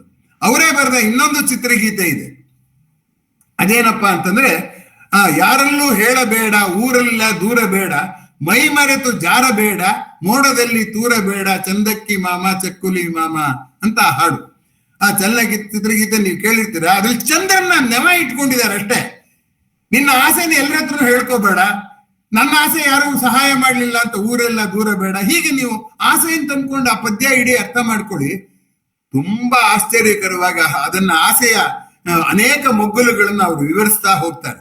ಹಾಗಾಗಿ ಅವರಿಗೆ ಆ ಗೀಳಿತ್ತಲ್ಲ, ಎಲ್ಲವಾಗ್ಲೂ ಚಂದ್ರನ ನೆವ ಇಟ್ಕೊಂಡು ಆಸೆಯನ್ನು ಹೇಳುವ ಗೀಳು, ನನಗಂತೂ ಅವರ ಕಲ್ಪನೆ ಆಶ್ಚರ್ಯ ಹುಟ್ಟಿಸುವಂಥದ್ದು. ಅದರಲ್ಲಿ ಹೇಳ್ತಾರೆ, ಹಗಲು ರಾತ್ರಿ ಬಾನಿನಲ್ಲಿ ನಗೆ ಪಾಟಲಾಗಬೇಡ ಅಂತಂದು ಹೇಳ್ತಾರೆ. ಅದಕ್ಕೆ ಚಂದ್ರನ ಉದ್ದೇಶಿಸಿ ಹೇಳ್ತಿರೋದಾದ್ರೂ ಕೂಡ ಅದು ನಾವು ಕನಸನ್ನ ಕೂಡ ಎಲ್ಲ ಹೇಳ್ಕೊಂಡು ನಗೆ ಪಾಡ್ಲಾಗ್ತೀವಿ, ಅದು ಜಾರಿ ಆಗ್ತಿದ್ರೆ ಅನ್ನುವಂಥದ್ದೆಲ್ಲ ಬರುತ್ತೆ ಅದರಲ್ಲಿ. ಆ ಪದ್ಯವನ್ನ ನೀವು ಇನ್ನೊಂದ್ಸರಿ ಕೇಳಬೇಕು ಅಂತ ನಿಮ್ಮಲ್ಲಿ ಮನವಿ ಮಾಡ್ಕೋತೀನಿ. ಇನ್ನೊಂದು ಸಿನಿಮಾದಲ್ಲಿ ಚಂದ ಮಾಮಹ ಇಂತ ಅಂದ ಚಂದ ಮಂದಹಾಸ ಮಂದ ಮಾರುತ ಸುಖದಾಯಿ ಅಂತಂದ್ರೆ ಕನಸು ಆಗುವ ಮುಂಚೆಯೇ, ಪೂರೈಕೆ ಆಗುವ ಮುಂಚೆಯೇ ಒಂದು ಲವಲೋಕೆ ತಂದ್ಕೊಡುತ್ತೆ ಅನ್ನುವಂಥದ್ದನ್ನ ಆ ಹಾಡಿನಲ್ಲಿ ಅವರು ಬರೆದಿದ್ದಾರೆ. ಇನ್ನೊಂದು ಕನಸನ್ನ ಕುರಿತಂತೆ ಒಂದು ಚಿತ್ರಗೀತೆಯನ್ನ ನಾನು ಇಲ್ಲಿ ಪ್ರಸ್ತಾಪ ಮಾಡೋದಕ್ಕೆ ಬಯಸ್ತೇನೆ. ಅದು ನಾಂದಿ ಎನ್ನುವ ಚಿತ್ರದ ಹಾಡು. ಆ ಹಾಡನ್ನು ಬರೆದವರು ಸೋರಟ್ ಅಶ್ವಥ್ ಅಂತ. ಅದರಲ್ಲಿ ಏನಾಗುತ್ತೆ ಅಂತಂದ್ರೆ, ಇದುವರೆಗೂ ವೈಯಕ್ತಿಕ ಕನಸುಗಳು ಹೇಳಿದ್ನಲ್ಲ, ಅದರಲ್ಲಿ ಸಾರ್ವತ್ರಿಕ ಕನಸಿನ ಉದಾಹರಣೆ ಆ ಕನಸು. ಅದರಲ್ಲಿ ಏನ್ ಹೇಳ್ತಾರಪ್ಪ ಅವರು ಅಂತಂದ್ರೆ, ಕನಸೊಂದ ಕಂಡೆ ಕನ್ನಡ ಮಾತೆ ನಿನ್ನ ಕೀರ್ತಿ ಕಾಂತಿ ಮೆರೆದಂತೆ. ಇದು ಪಲ್ಲವಿ. ಕನಸೊಂದ ಕಂಡೆ ಕನ್ನಡ ಮಾತೆ ನಿನ್ನ ಕೀರ್ತಿ ಕಾಂತಿ ಮೆರೆದಂತೆ ಅಂದ್ರೆ ಅದು ಇಡೀ ಕನ್ನಡಿಗರು ಕಾಣಬೇಕಾದ ಅಥವಾ ಕಾಣಬಹುದಾದ ಕನಸು ಅಂತ ಆ ಪಲ್ಲವಿಯಲ್ಲೇ ಹೇಳಿದ್ರು. ಅದರಲ್ಲಿ ಮೊದಲನೇ ನೋಡಿ ಏನ್ ಹೇಳ್ತಾರೆ ನೋಡಿ, ಅದರಲ್ಲಿ 3 ಭಾಗ ಇದೆ. ಅದರಲ್ಲಿ ಇರೋ ಸಾವಯವ ಶಿಲ್ಪ ನೋಡಿ, ಮೊದಲನೇ ಭಾಗದಲ್ಲಿ ಹೇಳ್ತಾರೆ, ಚಂದದ ದೇಗುಲ ಅದರಲ್ಲಿ ನಿಂದೆ ನೀ ನಗುತ್ತಲಿ, ರಾಜರಾಜರ ಚಿರಸೇವೆಯಿಂದ ರನ್ನ ಪಂಪರ ರಸಕಾವ್ಯದಿಂದ ಮೆರೆದು ಮರೆಯಾದಂತೆ ಕನಸೊಂದ ಕಂಡೆ ಕನ್ನಡ ಮಾತು. ಆದ್ದರಿಂದ ಇದು ಗತಕಾಲದಲ್ಲಿ ಕನ್ನಡದಲ್ಲಿ ಇದ್ದಂತಹ ಉಚ್ಛ್ರಾಯ ಸ್ಥಿತಿಯನ್ನ ಕುರಿತಂತೆ. ಅಂತೂ ಒಂದು ಸಾಮೂಹಿಕವಾದ ಉಚ್ಛ್ರಾಯ ಸ್ಥಿತಿ, ಸಾಮೂಹಿಕ ಕನಸು. ಅದರಿಂದ ಮೊದಲಲ್ಲಿ ಆ ಉಚ್ಛ್ರಾಯದ ಸ್ಥಿತಿಯನ್ನ ಹಾಡಲು ಬರೆದಿದ್ದಾರೆ. ನನ್ನ ಹತ್ರ ಹಾಡಿನ ಸ್ಕ್ರಿಪ್ಟ್ ಇಲ್ಲ, ಆದ್ರೆ ನಾನು ಆ ಹಾಡು ಕೇಳಿದ್ದು ಸಿನಿಮಾ ನೋಡಿ ಎಷ್ಟೋ ದಿವಸ ಆಗಿದೆ. ಆದ್ರೆ ಅದು ಯಾಕೋ ಅದು ಅವತ್ತಿನಿಂದ ನನ್ನ ತಲೆಯಲ್ಲಿ ಕೂತ ಇತ್ತು, ಇವತ್ತು ಅದಕ್ಕೆ ಅಭಿವ್ಯಕ್ತಿ ಬರ್ತಾ ಇದೆ. ಎರಡನೇ ನುಡಿ ಏನಿದೆ ಅಂದ್ರೆ, ಅದೇ ದೇಗುಲ, ಚಂದದ ದೇಗುಲ ಬರೆದ್ಬಿಟ್ಟು ಕುಂದಿದ ದೇಗುಲ, ಅದರಲ್ಲಿ ಅಮ್ಮ ನೀ ಹೇಳುತ್ತಲಿ ಪ್ರೀತಿ ತೋರದ ಸುತರಿಂದ ನೊಂದು ಕೀರ್ತಿ ಖ್ಯಾತಿಯು ಮರೆಯಾಯಿತೆಂದು ಕೊರಗಿ ಕೃಶವಾದಂತೆ ಕನಸೊಂದ ಕಂಡೆ ಕನ್ನಡ ಮಾತೆ. ಉಚ್ಛ್ರಾಯ ಸ್ಥಿತಿಯಿಂದ ಅದನ್ನ ಅಧೋಗತಿ, ಅಲೆಯಲ್ಲಿ ಮೇಲ್ಭಾಗ ಬಂತು, ಕೆಳಭಾಗ ಬಂತು, ಆಮೇಲೆ ಮಧ್ಯದ ಸ್ಥಿತಿ ಬರಬೇಕು. ಆ 3ನೇ ಸ್ಥಿತಿಯನ್ನ 3ನೇ ನುಡಿಯಲ್ಲಿ ಹೇಳ್ತಾರೆ. ಏನಂತ ಹೇಳ್ತಾರೆ ಅಂದ್ರೆ, ಕಂಗಳ ತೆರೆಯುತ್ತ ತನೆಯರು ಕಂಕಣ ಕಟ್ಟುತ್ತ ನಿನ್ನ ಸೇವೆಗೆ ಅನುವಾದರೆಂದು ನಿನ್ನ ಖ್ಯಾತಿಯು ಮತ್ತೆ ಮರಳಿತೆಂದು ಚೆನ್ನಾಗಿ ಆಯ್ದಂತೆ ಕನಸು ಕಂಡೆ ಕನ್ನಡ ಮಾತೆ ಅಂತ ಬರೆದಿದ್ದಾರೆ. ಅದರಿಂದ ಇಲ್ಲಿ ಈ ಕನಸಿನ ಬಗ್ಗೆ ಈ 3 ನುಡಿಗಳಲ್ಲಿ ಸಾಮೂಹಿಕ ಕನಸು ಅನ್ನೋದನ್ನ ಗುರುತಿಸಿ, ಕನಸು ಉಚ್ಛ್ರಾಯ ಸ್ಥಿತಿಯ ಕನಸು ಇದೆ, ಹೀನ ಸ್ಥಿತಿಯು ಕನಸು ಇದೆ. ಅಂದ್ರೆ ಆಶಾವಾದ ನಿರಾಶಾವಾದ ಎರಡೂ ಕೂಡ ಕನಸಾಗುತ್ತವೆ ಎನ್ನುವಂಥದ್ದನ್ನ ಈ ಹಾಡಿನಲ್ಲಿ ತಾವು ಗಮನಿಸಬೇಕು ಅಂತ ನಮ್ಮಲ್ಲಿ ಆಜ್ಞಾಪಿಸ್ತಾ ಇಲ್ಲ, ನೆನಪು ಮಾಡ್ತಾ ಇದ್ದೀನಿ. ಈ ಪದ್ಯಗಳನ್ನೆಲ್ಲ ಬರೆಯುವಾಗ ಒಂದು 3 ನಿಮಿಷ ಸಿನಿಮಾ ಹಾಡಿಗೆ, ಆ ಸಿನಿಮಾ ಕಥೆಗೆ ಅದು ಏನೂ ಸಂಬಂಧಪಟ್ಟಿದ್ದಲ್ಲ. ಸಿನಿಮಾ ನಾಯಕ ಹಾಡು ಕವಿ, ಅವನ ಹಾಡನ್ನ ಆ ನಾಯಕಿ ದೇವರ ಮುಂದೆ ಕುತ್ಕೊಂಡು ಹಾಡ್ತಾಳೆ ಅಷ್ಟೇ. ಅವನು ಕವಿ ಅಂತ ತೋರ್ಸಕ್ಕೆ ಈ ಪದ್ಯ ಬರೆದಿರೋದು. ಆದ್ರೆ ಅವರು ಎಷ್ಟು ಆಳಕ್ಕೆ ಆಲೋಚನೆ ಮಾಡಿದ್ದಾರೆ. ಸಾಮೂಹಿಕ ಕನಸು ಬೇಕು, ಸಾಮೂಹಿಕ ಕನಸು 3 ಹಂತದಲ್ಲಿ ಇರುತ್ತೆ. ಏನಂದ್ರೆ ಉಚ್ಛ್ರಾಯ ಸ್ಥಿತಿ, ನೀಚ ಸ್ಥಿತಿ, ಆಮೇಲೆ ಯಥಾರ್ಥ ಸ್ಥಿತಿಯಲ್ಲಿ ಉಚ್ಛ್ರಾಯ ಸ್ಥಿತಿಯ ಮರು ಸೇರ್ಪಡೆ ಅನ್ನೋ 3 ಹೇಳಿರುವಂತಹ ಸೋರಟ್ ಅಶ್ವಥರಿಗೆ ನನ್ನ ಹೃತ್ಪೂರ್ವಕವಾದಂತಹ ಕೃತಜ್ಞತೆಗಳು. ಅವರೇನು ನನ್ನ ಜಾಲನ್ಯಾಸಕ್ಕಾಗಿ ಬರೆದಿದ್ದಲ್ಲ, ಆದ್ರೆ ನನ್ನ ಜಾಲನ್ಯಾಸಕ್ಕೆ ಅದು ಬೆಂಬಲವಾಗಿ ನಾನು ತಗೊಂಡೆ ಅಷ್ಟೆ. ಆಮೇಲೆ ಈಗ ಎಲ್ಲವನ್ನು ದಾಟಿ ಈಗ ನಾನು ಈ ಮುಂಚೆ ಹೇಳಿದಂಥ ತಿರುಕನ ಕನಸಿಗೆ ನಾನು ಬರ್ತೇನೆ. ಈ ತಿರುಕನ ಕನಸು ಅನ್ನುವಂತಹ ಪದ್ಯ ಇದೆಯಲ್ಲ, ಅದು ತುಂಬಾ ಆಶ್ಚರ್ಯ ಅನ್ನಿಸುವ ರೀತಿಯಲ್ಲಿ ಅನೇಕ ವಚನ ಸಾಹಿತ್ಯಕಾರರ ಅಂಕಿತದಲ್ಲಿ, ಅನೇಕ ದಾಸರ ಅಂಕಿತದಲ್ಲಿ ಬಂದಿದೆ. ಅದನ್ನ ನೀವು ಗಮನಿಸಬೇಕಾದ್ದು. ಯಾವಾಗ ಒಂದು ರೂಪಕ ತುಂಬಾ ಆಕರ್ಷಕವಾಗಿಬಿಡುತ್ತೋ ಕೊನೆಯಲ್ಲಿ ಅಂಕಿತವನ್ನು ಮಾಡಿ ಕೃತಿ ಚೌರ್ಯ ಮಾಡೋದು ಸಹಜವಾದ್ದೆ. ಈಗ ಈ ಸಾಹಿತ್ಯವನ್ನು ನಿಮಗೆ ಒದಗಿಸಿರುವಾಗ ಅದರಲ್ಲಿ ಮುಪ್ಪಿನ ಷಡಕ್ಷರಿಯ ಕವನ ಅಂತ ಅದರಲ್ಲಿ ಪ್ರಸ್ತಾಪ ಇದೆ. ಆದರೆ ಇವರು ಕನಕದಾಸರ ಸಾಹಿತ್ಯ ನೋಡಿದ್ರೆ ಅಲ್ಲಿ ಕೂಡ ಇದೆ. ಆ ಸಿನಿಮಾದಲ್ಲಿ ಕೂಡ ಅದನ್ನ ಕನಕದಾಸರ ಹಾಡನ್ನ ತಿರುಕನೋರ್ವ ನೂರ ಮುಂದೆ ಅಂತ ಅನ್ನೋ ಹಾಡನ್ನ ತಗೊಂಡಿದ್ದಾರೆ ಅನ್ನುವಂಥ ಗಮನಿಸಬೇಕಾದ. ಇದು ಷಟ್ಪದಿಯ ರೂಪದಲ್ಲಿದೆ. ನಿಮ್ಗೆ ಮೂರ್ ಸಾಲ್ ಕಾಣುತ್ತಷ್ಟೇ, ಅದು 6 ಸಾಲ್. 6 ಸಾಲಿನಲ್ಲಿ 6 ಷಟ್ಪದಿಯಲ್ಲಿ 6 ಇದೆ. ಶರ, ಕುಸುಮ, ಭೋಗ, ಭಾಮಿನಿ, ವಾರ್ಧಕ್ಯ ಅಂತ ಇದೆಯಲ್ಲ. ಆ ಇದರಲ್ಲಿ ಪರಿವರ್ಧಿನಿ, ವಾರ್ಧಕ್ಯ 6ರಲ್ಲಿ ಇದು ನನಗೆ ನೆನಪಿರೋ ಹಾಗೆ ಕುಸುಮ ಷಟ್ಪದಿ ಅಂತ ನಾನು ಅನ್ಕೊಂಡಿದ್ದೆ, ಅಥವಾ ಶರ ಷಟ್ಪದಿ ಇರ್ಬೋದನ್ನು. ಮೊದಲೆರಡರಲ್ಲಿ ಯಾವುದೋ ಒಂದು, ಬಹುಶಃ ನನ್ನ ನೆನಪಿನಲ್ಲೇ ಅದು ಕುಸುಮ ಷಟ್ಪದಿ ಅಂತ ನಾನು ತಿಳ್ಕೊಂಡಿದ್ದೀನಿ. ಅದಿರ್ಲಿ ಬಿಡಿ. ಈಗ ನಮ್ಮ ಪ್ರಶ್ನೆ ಬೇರೆ, ಅದು ಯಾವ ಷಟ್ಪದಿನಲ್ಲೂ ಇರಲಿ, ಹಾಡು ಮಾಡೋರಿಗೆ ಅದ್ರ ಯೋಚನೆ. ನನ್ನ ಆಲೋಚನೆ ಬೇರೆ. ಯಾವಾಗ ಒಂದು ಪ್ರಬಲವಾದಂತಹ ಒಂದು ರೂಪಕ ನಮಗೆ ಸಿಗುತ್ತೋ ಎಂಥವ್ರಿಗೂ ಆಸೆ ಆಗುತ್ತೆ. ಸಕ್ಕರೆಯ ಭಕ್ಷ್ಯವನ್ನು ಮಕ್ಕಳೆದುರಿಗಿರಿಸಿ ಕದ್ದರೆ ಗದ್ದರಿಪುದೇಂ, ತಕ್ಕುದಲ್ಲದ ಆಶೆಯನ್ನು ಮದ್ಯದಂತೆಗೆ ಮುಕ್ತಿಸುವನವನು ವಿಧಿ ಮಂಕುತಿಮ್ಮ ಅಂತ DVಜಿ ಹೇಳಿದ್ರಲ್ಲ. ಈ ರೂಪಕ ಇದೆಯಲ್ಲ, ತಿರುಕನ ಕನಸಿನ ರೂಪಕ, ಅದು ಸಕ್ಕರೆಯ ಭಕ್ಷ್ಯವಾಗಿ ಪರಿಣಮಿಸಿದೆ. ನೋಡಿ, ಆ ಕೊನೆಯ 3 ಸಾಲಿನ ಕನಕದಾಸರು ಬರೆದಿದ್ದದ್ದು, ಮರೆಯುತ್ತಿದ್ದ ಭಾಗ್ಯವೆಲ್ಲ ಮರೆಯಾಯಿತೆಂದು ತಿರುಕ ಮರಳಿ ಭಿಕ್ಷೆ ಬೀಳುತ್ತಿದ್ದ ಮುನ್ನಿನಂತೆ ಅಂತ. ಇಲ್ಲಿ ನಿಮಗೆ ಕಳಿಸಿರುವಂತಹ ಸಾಹಿತ್ಯದಲ್ಲಿ ಬೇರೆ ಸಾಲುಗಳಿದೆ, ಆದ್ರೂ ಅಲ್ಲಿ 2ನೇ ಅಕ್ಷರ ಪ್ರಾಸ ಇದೆ, ಎಲ್ಲ ಹಾಗೆ ಇದೆ. ಹಾಗಾಗಿ ಈ ಅಂಶ ಅನೇಕರ ಗಮನ ಸೆಳೆದಿತ್ತು ಅಂತ ಅನ್ನುವಂಥದ್ದನ್ನ ನಿಮ್ಮ ಮುಂದೆ ಯಾಕೆ ಹೇಳೋದಕ್ಕೆ ಇಷ್ಟಪಡ್ತೀನಿ ಅಂದ್ರೆ, ಕನಸನ್ನ ಕಡೆಗಣಿಸುವಂತಿಲ್ಲ. ಜೀವನಕ್ಕೆ ವಾಸ್ತವದ ಜೀವನ ಅಂತ ನಾವು ನಂಬಿರೋದಕ್ಕೆ, ಅಥವಾ ದಾರ್ಶನಿಕರು ಕನಸು ಅಂತ ನಂಬಿರೋದಕ್ಕೆ, ಕನಸು ಒಂದು ಪಾಠ ಆಗಬಲ್ಲದು ಅನ್ನುವಂಥದ್ದು. ಇಲ್ಲಿ ನೋಡಿ, ತಿರುಕನೋರ್ವ ನೂರ ಮುಂದೆ ಮುರುಕು ಧರ್ಮಶಾಲೆಯಲ್ಲಿ ಒಂದು ಕನಸ ಕಂಡನೆಂತೆನೆ ಅಂತಿದೆ. ಅಯ್ಯೋ, ಯಾರೋ ತಿರುಕನ್ ಕತೆ ಅಂತಲೇ ನಾವು ಓದೋದು. ಯಾಕಂದ್ರೆ ನಮ್ ವಿದ್ಯಾಭ್ಯಾಸ ಕಲಿಸಿರೋದು ಅದೇ. ನಾವು ಈ ಪ್ರಪಂಚಕ್ಕೆ ಬಂದಾಗ ತಿರುಕರೆ ತಾನೆ. ಹೊಟ್ಟೆ ಹಸುವಾದ್ರೆ ಅಮ್ಮ ಉಣಿಸಿದ್ರು ಉಂಟು, ಇಲ್ಲಿದ್ರಲ್ಲ ನಾವು ಪಕ್ಕಕ್ಕೆ ಹೊರಳಕ್ ನಮ್ಗೆ ಯೋಗ್ಯತೆ ಇರಲಿಲ್ಲ. ಅದರಿಂದ ನಾವು ಈ ಪ್ರಪಂಚಕ್ಕೆ ತಿರುಕರಾಗೇ ಬಂದ್ವಿ. ಆಮೇಲೆ ಏನಾಯ್ತು, ನಮ್ಮ ಸ್ವಾವಲಂಬನೆಯನ್ನು ಬೆಳೆಸ್ಕೊಂಡು ಹೊಸ ಕನಸುಗಳಿಗೆ ಕೈ ಚಾಚಿ ಜಗತ್ತನ್ನ ಅವಲಂಬಿಸಿ ಹೊಸ ಕನಸುಗಳನ್ನ ಮಾಡಿಕೊಂಡು ಅದನ್ನ ಸಾಕಾರ ಮಾಡ್ಕೊಂಡು ಸಾಗಿದ್ವಿ. ಹಾಗಾಗಿ ತಿರುಕ ಕನಸಿನಲ್ಲಿ ತನ್ನ ಹೀನ ಸ್ಥಿತಿಯನ್ನು ಮರೆತು ಹೇಗೆ ಮುಂದುವರೆದ್ನೋ, ನಾವು ಕೂಡ ಶಿಶುವಾಗಿದ್ದಾಗಿನ ನಮ್ಮ ಹೀನ ಸ್ಥಿತಿಯನ್ನು, ವೃದ್ಧಾಪ್ಯದಲ್ಲಿ ನಮಗೆ ಬರಬಹುದಾದ ಹೀನ ಸ್ಥಿತಿಯನ್ನು ಮರೆತು ಆ ತಿರುಕನ ಕನಸಿನ ಹಾಗೆ ಕೆಲವು ದಶಕಗಳು ಇದ್ದು ಹೋಗುವ ಬದುಕಿನಲ್ಲಿ ಕನಸನ್ನ ಕಂಡಿದ್ದೆ, ಅದನ್ನೇ ವಾಸ್ತವ ಅಂತ ನಂಬಿದ್ದೆ. ಹೀಗಾಗಿ ಎಲ್ಲ ಆಗತ್ತೆ. ಕೊನೆಗೆ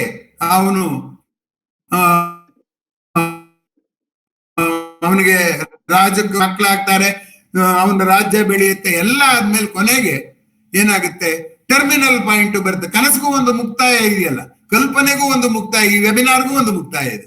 ಆ ಮುಕ್ತಾಯದ ಹಂತ ಬಂದಾಗ ಅವನು ಕಾಲಿನಿಂದ ಒದಿತಾನಂತೆ. ಅವನು ಭಿಕ್ಷಾಪಾತ್ರೆ ಅಂತ ಇಟ್ಕೊಂಡಿದ್ ಮಡಕೆ ಒಡೆದೋಯ್ತು ಅಂತ. ಮಡಕೆ ಅಂದ್ರೆ ದೇಹ ಅನ್ನೋದು ಎಲ್ರಿಗೂ ಗೊತ್ತಿರುವಂತ ರೂಪಕ. ಆದ್ದರಿಂದ ಇಡೀ ತಿರುಕನ ಕನಸು ನಮ್ಮ ಬದುಕು ಕೂಡ.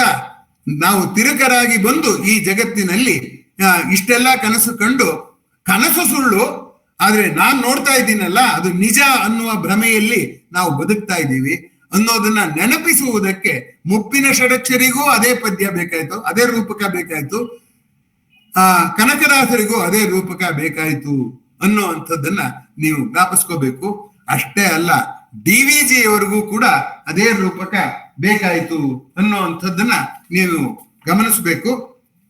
1 ನಿಮಿಷ ಕಗ್ಗವನ್ನು ನಾನು ತೆಗೆದಿಟ್ಕೊಂಡಿಲ್ಲ, 1 ನಿಮಿಷ ನಂಗೆ ಬಿಡುವು ಕೊಡಿ.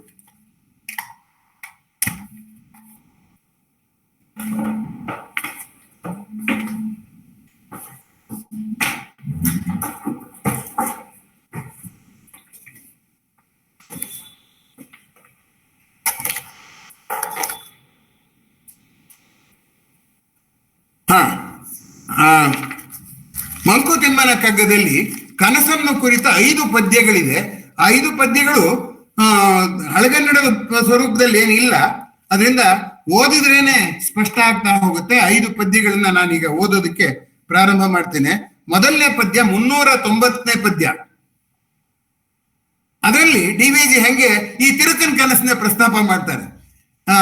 ಅಂದ್ರೆ ಭಕ್ತಿ ಸಾಹಿತ್ಯದವರು ಮಾಡಿದ್ದನ್ನ ಡಿ.ವಿ.ಜಿ ಅವರು ಕೂಡ ಇದು ಚೆನ್ನಾಗಿದೆ ಅಂತ ತಗೊಂಡಿದ್ದಾರೆ. ನೋಡಿ, ಸುಳ್ಳೆಲ್ಲ ಕಥೆಯು ತಿರುಕನು ಕಂಡ ಸವಿಗನಸು. ಅದು ಕಂಡ ಕನಸು ಸುಳ್ಳು. ಯಾಕೆಂದ್ರೆ ಅದೆಲ್ಲ ಸುಳ್ಳು ಅಂತಂದ್ರೆ ಡಿ.ವಿ.ಜಿ ಹೇಳ್ತಾರೆ ಅದು ಸುಳ್ಳಲ್ಲ. ಚೆಲ್ಲಿ ತಲ್ಲವೇ ಹಿಟ್ಟು ಘಟವವನು ಅದೇ, ಜಳ್ಳು ಸುಖ ದುಃಖ ಇರಬಹುದು ಆದೊಡೆ ಅದರ ಮೊನೆ ಮುಳ್ಳಹುದು ಜೀವಕ್ಕೆ ಮಂಕುತಿಮ್ಮ. ಅದರಿಂದ ಕನಸು ಸುಳ್ಳಾದ್ರೂ ನಾನು ಕಣ್ಣೀರು ಸುರಿಸ್ತೀನಿ, ಕನಸಿನಲ್ಲಿ ಅಳುತ್ತೀನಿ, ಕಿರಿಚ್ತೀನಿ, ಅದೆಲ್ಲ ನಿಜ. ಹುರಿಯಿರುಳು ಹಾವಲ್ಲದೊಡಂ ಅದ ಕಂಡು ಸುರಿಸುವ ಬೆವರು ದಿಟ ಅಂತ ಇನ್ನೊಂದು ಕಡೆ ಡಿ.ವಿ.ಜಿ ಅವರೇ ಪ್ರಸ್ತಾಪ ಮಾಡ್ತಾರೆ. ಆದ್ರಿಂದ ಇಲ್ಲಿ ಡಿ.ವಿ.ಜಿಗೂ ನಮಗೂ ವ್ಯತ್ಯಾಸ ಆಯ್ತಲ್ಲ. ಹಾಗಾದ್ರೆ ದಾರ್ಶನಿಕ ನಿಲುವಿಗೂ ಡಿ.ವಿ.ಜಿ ನಿಲುವಿಗೂ ಸಮನ್ವಯ ಮಾಡೋದು ಹೇಗೆ ಅಂದ್ರೆ, ಅವರು ಕನಸಿನ ನಿಜವನ್ನ ಯಾವುದ್ರಲ್ಲಿ ಕಂಡ್ಕೊಂಡ್ರು ಅಂದ್ರೆ ಪರಿಣಾಮದಲ್ಲಿ ಕಂಡ್ಕೊಂಡ್ರು. ಅವನು ಒದ್ದ, ಆ ಘಟ ಒಡೆದೋಯ್ತು ಅನ್ನೋದಿದೆಯಲ್ಲ ಅಲ್ಲಿ ಕಂಡ್ಕೊಂಡ್ರು. ನಾವು ಆ ಕನಸನ್ನ ಕಾರಣ ಪರಿಣಾಮ ಎರಡೂ ಬಿಟ್ಬಿಟ್ಟು ನೋಡ್ಬಿಟ್ಟು ಅದನ್ನ ಸುಳ್ಳು ಅಂತೀವಿ. ಪರಿಣಾಮದಲ್ಲೇ ನಿಜ, ಕಾರಣದಲ್ಲೂ ನಿಜ. ಅದನ್ನ ಮುಂದಕ್ಕೆ ಹೇಳ್ತೀನಿ. ಮುಂದಕ್ಕೆ 394ನೇ ಪದ್ಯ. ಅಲ್ಲೂ ತಿರ್ಗಾ ಡಿ.ವಿ.ಜಿ ಕನಸು ದಿಟ ನನಸು ದಿಟ ತನು ಒಳಿಹ ಚೇತನವ ಕನಲಿಸುವ ಕುಣಿಸುವ ಹಬೆಗಳೆಲ್ಲ ದಿಟ. ಇನಿತೆನಿತು ದಿಟಗಳಿವು ತುಂಬ ದಿಟಗಳ ಅಂಶಗಳು, ಗಣನೀಯವು ಬಾಳ್ಗೆ ಮಂಕುತಿಮ್ಮ ಅಂತ ಹೇಳ್ತಾರೆ. ಅದರಿಂದ ನನಗೆ ವಾಸ್ತವ ಹೇಗೆ ನನ್ನನ್ನ ಕಂಗೆಡಿಸ್ತೋ ಕನಸು ಕೂಡ ಹಂಗೆ ಕಂಗೆಡಿಸುವಾಗ ಅವೆರಡಕ್ಕೂ ಏನ್ ವ್ಯತ್ಯಾಸ? ಅವ್ರು ಡಿ.ವಿ.ಜಿ ಅವ್ರು ಯಾವಾಗ್ಲೂ ಅಷ್ಟೇ ತುಂಬಾ ವಾಸ್ತವ ಪ್ರಜ್ಞೆ ಇರುವಂಥವ್ರು. ಈಗ ನೋಡಿ, ಇನ್ನೊಂದು ಪದ್ಯದಲ್ಲಿ ಹೇಳ್ತಾರೆ ಏನಂದ್ರೆ, ನಿನ್ನ ಕಣ್ಣು ಮನ ತಿಳಿಯುವಷ್ಟು ನಿನ್ನ ಜಗತ್ತು ಬೇಕಾದಷ್ಟು ದೊಡ್ಡದಿರ್ಬೋದು, ನಿನ್ನ ಕಣ್ಣು ಮನ ತಿಳಿಯುವಷ್ಟು ನಿನ್ನ ಜಗ, ನಿನ್ನ ಅಳಿಸುವ ನಗಿಸುವ ಎಲ್ಲ ನಿನ್ನ ಮಂದಿ, ಉನ್ನತಿಯ ನೇರ್ದಂತೆ ನಿನ್ನ ಜಗ ವಿಸ್ತರಿಸುವುದು ಸಣ್ಣತನವುದು ಸವೆದು ಮಂಕುತಿಮ್ಮ ಅಂತ ಹೇಳ್ತಾರೆ. ಹಾಗೆ ಇಲ್ಲಿ ಕೂಡ ಅವರು ಬರೇ ಕನಸು ಅಂದ್ರೆ ಅದ ಕನಸಿನ ಸ್ವರೂಪದಿಂದ ನಿರ್ಧಾರ ಮಾಡೋದಿಲ್ಲ, ಪರಿಣಾಮದಿಂದ ಅದು ನಿಜ ಅಂತಾರೆ. ಹಾಗಾಗಿ ಇನಿತಿನಿತು ದಿಟಗಳಿವೆ. ಹಾಗಂತ ಇದು ಪೂರ್ಣ ದಿಟವೂ ಅಲ್ಲ, ಆದ್ರೆ ಪೂರ್ಣ ದಿಟದ ಒಂದು ಭಾಗ. ಜೀವಾತ್ಮ ಪರಮಾತ್ಮ ಅಲ್ಲ, ಪರಮಾತ್ಮನ ಅಂಶ. ಅಲೆ ಅನ್ನೋದು ಸಮುದ್ರವಲ್ಲ, ಆದ್ರೆ ಸಮುದ್ರ ಬಿಟ್ಟು ಅಲೆ ಇಲ್ಲ, ಅಲೆ ಬಿಟ್ಟು ಸಮುದ್ರ ಇಲ್ಲ. ಹಾಗೆ ಚಲಿಸುವ ಅಲೆಯ ಹಾಗೆ ಚಲಿಸುವ ಮನದಲ್ಲಿ ಮೂಡಿರುವ ಕನಸು ಕೂಡ ಮನದಷ್ಟೇ ನಿಜ. ಮನ ತಾನೇ ಯಾರು ಮೂಡಿದೀವಿ? ಮನಸ್ಸು ನಿಜ ಅನ್ನಕ್ಕೇನು ಆಧಾರ ಇದೆ? ಇಲ್ಲ. ಅದಕ್ಕೆ ಈ ದಾರ್ಶನಿಕರ ಸಹವಾಸದಲ್ಲಿ ಬಹಳ ಎಚ್ಚರಿಕೆಯಾಗಿರ್ಬೇಕು ಅಂತ ನೆನಪು ಮಾಡ್ತಾ ಮುಂದಿನ ಪದ್ಯಕ್ಕೆ ಬರ್ತೀನಿ. ಅದು 640ನೇ ಪದ್ಯ. 640ನೇ ಪದ್ಯ. ಅದರಲ್ಲಿ ಡಿ.ವಿ.ಜಿ ಅವ್ರಿಗೆ ಯಾವಾಗ್ಲೂ ಒಬ್ಬ ತಿರುಕನ ರೀತಿ ಇರಬೇಕು ಅನ್ನುವಂಥದ್ದು ಬಹಳ ದಿವಸ ಬೇಕಾದಷ್ಟು ಪದ್ಯಗಳಲ್ಲಿ ಅದರಲ್ಲಿ ಪ್ರಸ್ತಾಪ ಮಾಡಿದ್ದಾರೆ. ನಮಗೆ ಈ ಊರು ಸಾಕಾಯ್ತು, ಬೇರೆ ಊರಿಗೆ ಹೋಗ್ಬೇಕು ಅಂತ ಊರೂರಿಗೆ ಹೋಗಿ ತಿರುಗಿಕೊಂಡಿರ್ಬೇಕು ಅನ್ನುವಂಥದ್ದನ್ನೇ ಅವರು ಪದೇ ಪದೇ ಪ್ರಸ್ತಾಪ ಮಾಡಿದ್ದಾರೆ. ಈ 640ನೇ ಪದ್ಯದಲ್ಲಿ ಹೀಗೆ ಹೇಳ್ತಾರೆ: ತಿರುಕ ನೀನಿ ಬ್ರಹ್ಮಪುರಿಯೊಳಗೆ ಮರೆಯದು. ಬ್ರಹ್ಮಪುರಿ ಅಂದ ತಕ್ಷಣ ಇವ್ರು ಬ್ರಹ್ಮ ದೇವ್ರು ಅಂತ ಅನ್ಕೊಂಡ್ರು ಅಂತ ಗಾಬರಿ ಪಟ್ಕೋಬೇಡಿ. ಬ್ರಹ್ಮ ಅಂದ್ರೆ ಪ್ರಕೃತಿ ಅಂತಲೂ ಒಂದು ಅರ್ಥ ಇದೆ. ಈ ಪ್ರಕೃತಿಯ ಪುರಿಯೊಳಗೆ, ಪಟ್ಟಣದೊಳಗೆ ನೀನು ತಿರುಕನೆ.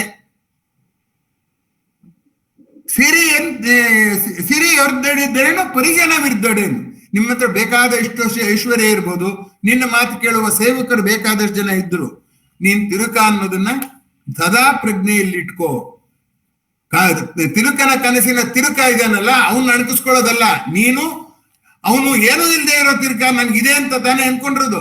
ಇದ್ರೂ ಕೂಡ ಇದು ನೀನ್ ದಕ್ಕೋದಲ್ಲ. ತೊರೆಯೆಲ್ಲ ಡಂಬಗಳ ನೀನೇ ನಿನ್ನಾಳಾಗು, ಪರದೇಶಿ ಒಲು ಬಾಳು ಮಂಕುತಿಮ್ಮ. ಪುರಂದರದಾಸರು ಹೇಳ್ತಾರೆ, ನಾನೇಕೆ ಬಡವನಯ್ಯ ನಾನೇಕೆ ಪರದೇಶಿ. ಇದೆ ಇವರು ಪ್ರಕೃತಿಯ ಜೊತೆಲಿ ನೀನು ವ್ಯವಹರಿಸುವಾಗ ಪ್ರಕೃತಿಯ ಮುಂದೆ ನೀನು ಪರದೇಶಿ. ನಾನೇ ಪ್ರಕೃತಿ ಅನ್ಕೊಂಡ್ರೆ ನೀನು ಪರದೇಶಿ ಅಲ್ಲ. ಅದರಿಂದ ಪ್ರಕೃತಿ ಪ್ರಜ್ಞೆಯನ್ನು ಬೆಳೆಸ್ಕೋ ಅನ್ನೋದನ್ನ ಡಿ.ವಿ.ಜಿ ಅವರು ಹೇಳಿದ ರೀತಿ ಇದು. 640ನೇ ಪದ್ಯ. ಇನ್ನು 671ನೇ ಪದ್ಯಕ್ಕೆ ಬರ್ತೀನಿ. 671ನೇ ಪದ್ಯದಲ್ಲಿ ತಿರುಪೇದೆ ಹೇಳ್ತಾರೆ. ತಿರಿದನ್ನ ಉಂಬಂಗೆ ಹುರುಡೇನು ಹಠವೇನು, ತಿರುದು ಊಟ ಮಾಡೋನ್ಗೆ ಜಂಬ ಏನು, ತಿರುಪೆ ಇಡುವರು ಕುಪಿಸಿ ಬಿರು ನುಡಿಯ ಏನು ಇಲ್ಲ ಮುಂದಕ್ಕೆ ಹೋಗಪ್ಪ ಅಂತಾರೆ. ಅದಕ್ಕೆ ನಿನ್ಗೆ ಯಾಕೆ ಕೋಪ? ದುರುದುರನ್ನು ನೋಡಿ ನೀನ್ ಎದುರು ನುಡಿಯುವುದೇತೆ ಏಕೆ, ಗರ್ವ ವೇದಕ್ಕೆ ನಿನಗೆ ಮಂಕುತಿಮ್ಮ ಅಂತ. ನಾನು ಈ ಪ್ರಪಂಚದಲ್ಲಿ ಸುಖ ಪಡಕ್ಕೆ ಅಂತ ಬಂದ್ರೆ ಯಾರು ನಂಗೆ ಏನು ಕೊಡ್ತಿಲ್ಲ ಅಂತ ನಾನು ತಿರುಪಿಯನ್ನು ಜಗಳ ಕಾಯಕ್ಕಾಗುತ್ತೇನು? ಆದ್ರಿಂದ ಏನು ಬರುತ್ತೋ ಅದರಲ್ಲಿ ಸಂತೋಷವಾಗಿರೋದನ್ನ ನಾವು ಕಲ್ತ್ಕೋಬೇಕು ಅನ್ನೋದಕ್ಕೆ ಮತ್ತೆ ತಿರುಕನ ರೂಪಕವನ್ನ ಕೊಡ್ಬೇಕು ಅಂತ ತಿರುಕನ ರೂಪಕವನ್ನ DVG ಅವರು ಅಷ್ಟು ಮೆಚ್ಕೋಬೇಕಾದ್ರೆ ಆ ತಿರುಕನ ರೂಪಕವನ್ನ ನಾವು ನೋಡಿದ್ದ ರೀತಿ ಆ ಕಥೆಯಲ್ಲಿ, ಅದು ಒಬ್ಬ ತಿರುಕು ಯಾವ ಬೀದಿ ಹೋಗೋನ್ ಕನಸು, ಮಕ್ಕಳಿಗೊಂದು ಕಥೆ ಹೇಳಕ್ ಚೆನ್ನಾಗಿದೆ ಅಂತ ಅನ್ನೋದ್ರ ಆಚೆಗೆ ನಾವು ಹೋಗ್ಲಿಲ್ಲ. ಇನ್ನು 890 ತತ್ವಶಾಸ್ತ್ರದ ಒಂದು ಸಂದೇಹವನ್ನ ಅವರು ತುಂಬಾ ಚೆನ್ನಾಗಿ ಹೇಳ್ತಾ ಹೋಗ್ತಾರೆ.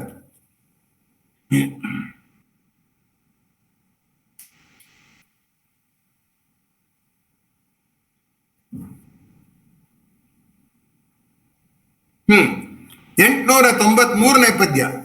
ಸ್ವಪ್ನಲೋಕವಂ ಜಾಗೃತ ಸುಳ್ಳೆನುವನು ಅಲ್ವಾ? ಎದ್ದಿರೋನ್ ಏನ್ ಹೇಳ್ತಾನೆ, ಅಯ್ಯೋ ಅದ್ ಕನಸು, ಅದೆಲ್ಲ ಸುಳ್ಳು ಅಂತ. ನನಗೆ ಬಾಲ್ಯದಲ್ಲಿ ಒಂದು ಕನಸು ಬಿದ್ದಿತ್ತು, ಸುಮ್ಮನೆ ನಿಮ್ಗೆ ಸ್ವಲ್ಪ ವಿಶ್ರಾಂತಿ ಸಿಗ್ಲಿ ಅಂತ ಮಾತನ್ನು ಹೇಳ್ತಿದ್ದೀನಿ, ದಯವಿಟ್ಟು ನನ್ನ ಕನಸನ್ನ ನೋಡಿ ನಗಬೇಡಿ. ನಾನು ಬಾಲ್ಯದಲ್ಲಿ ಒಂದ್ ದಿವಸ ಬೆಳಗ್ಗೆ ಎದ್ದು ನಗ್ತಾ ಇದ್ದೆ. ಯಾಕೆ ಅಂತ ನಮ್ಮಲ್ಲೆಲ್ಲ ಕೇಳಿದ್ರು. ನಾನು ಯಾರ ಮನೆಗೋ ಊಟಕ್ಕೆ ಹೋಗಿದ್ದೆ, ಅವರು ಊಟದಲ್ಲಿ ಹೋಳಿಗೆ ಬಡಿಸ್ತಾ ಇದ್ರು. ಒಬ್ರು ಹೋಳಿಗೆಯನ್ನು ಕೈಲಿ ಹಿಡ್ಕೊಂಡ್ ಬಂದಿದ್ರು, ಇನ್ನೊಬ್ರು ತೆಗೆದು ಹಾಕ್ತಾ ಇದ್ರು. ಹಾಕೋರ್ ಇದು ಎಂತದು ತುಪ್ಪ ಬಿಡಿಸ್ತಾ ಇದ್ರಲ್ಲ, ಅದು ಅವ್ರ ಕೈ ಜಿಡ್ಡಾಗಿತ್ತೋ ಏನೋ. ನನ್ನ ತಟ್ಟೆಗೆ ಬಂದಾಗ ಎಲ್ಲ ಹೋಳಿಗೆಗಳು ಕೆಳಗೆ ಬಿದ್ಬಿಟ್ಟು, ಆಗ ನೀನು ಎಲ್ಲ ಹೋಳಿಗೆ ತಿನ್ಬೇಕು, ವೇಸ್ಟ್ ಮಾಡಬಾರ್ದು, ಚೆಲ್ಬಾರ್ದು ಅಂತ ನಿಮ್ಮಪ್ಪ ಹೇಳ್ಕೊಟ್ಟಿದ್ದಾರೆ ನಿಜ, ತಿಂದು ಅನಾರೋಗ್ಯ ಮಾಡ್ಕೊಂಡ್ಬಿಡಪ್ಪ, ಎಷ್ಟಾಗತ್ತೋ ಅಷ್ಟು ತಿನ್ನು ಅಂತ ಹೇಳಿದ್ರು ಅಂತ. ಯಾಕೆ ನಾನು ಇದನ್ನ ಹೇಳಿದೆ ಅಂದ್ರೆ, ಸ್ವಪ್ನಲೋಕವಂ ಜಾಗೃತ ಸುಳ್ಳೆನುವನು ಅಲ್ವಾ? ಈ ನಮ್ಮ ಮನೆಯಲ್ಲೆಲ್ಲ ನಕ್ರು, ಹೋಳಿಗೆ ಎಲ್ಲಾರು ಹಾಗಾಗ್ತಾರೆ, ಹಾಗೆ ಬೀಳುತ್ತೆ, ನಿಂದು ಎಲ್ಲ ಕನಸು, ನಿಂಗೆ ಹೋಳಿಗೆ ಚಪ್ಲ ಅಂತ ಹೇಳಿದ್ರು. ಸುಪ್ತಂಗೆ ಜಾಗೃತನಂ ಸುಳ್ಳು, ಜಾಗೃತನ ಲೋಕವು ಸುಳ್ಳಲ್ತೆ. ನಾನು ಗಾಢವಾಗಿ ನಿದ್ದೆ ಮಾಡಿದಾಗ ಏನನ್ಸುತ್ತೆ, ಕನಸನ್ನ ಎಚ್ಚರದಲ್ಲಿ ಹೇಗೆ ಸುಳ್ಳು ಅಂತೀನೋ, ಈ ಗಾಢ ನಿದ್ರೆಯಲ್ಲಿ ಜಗತ್ತು ಸುಳ್ಳು, ಕನಸು ಸುಳ್ಳು.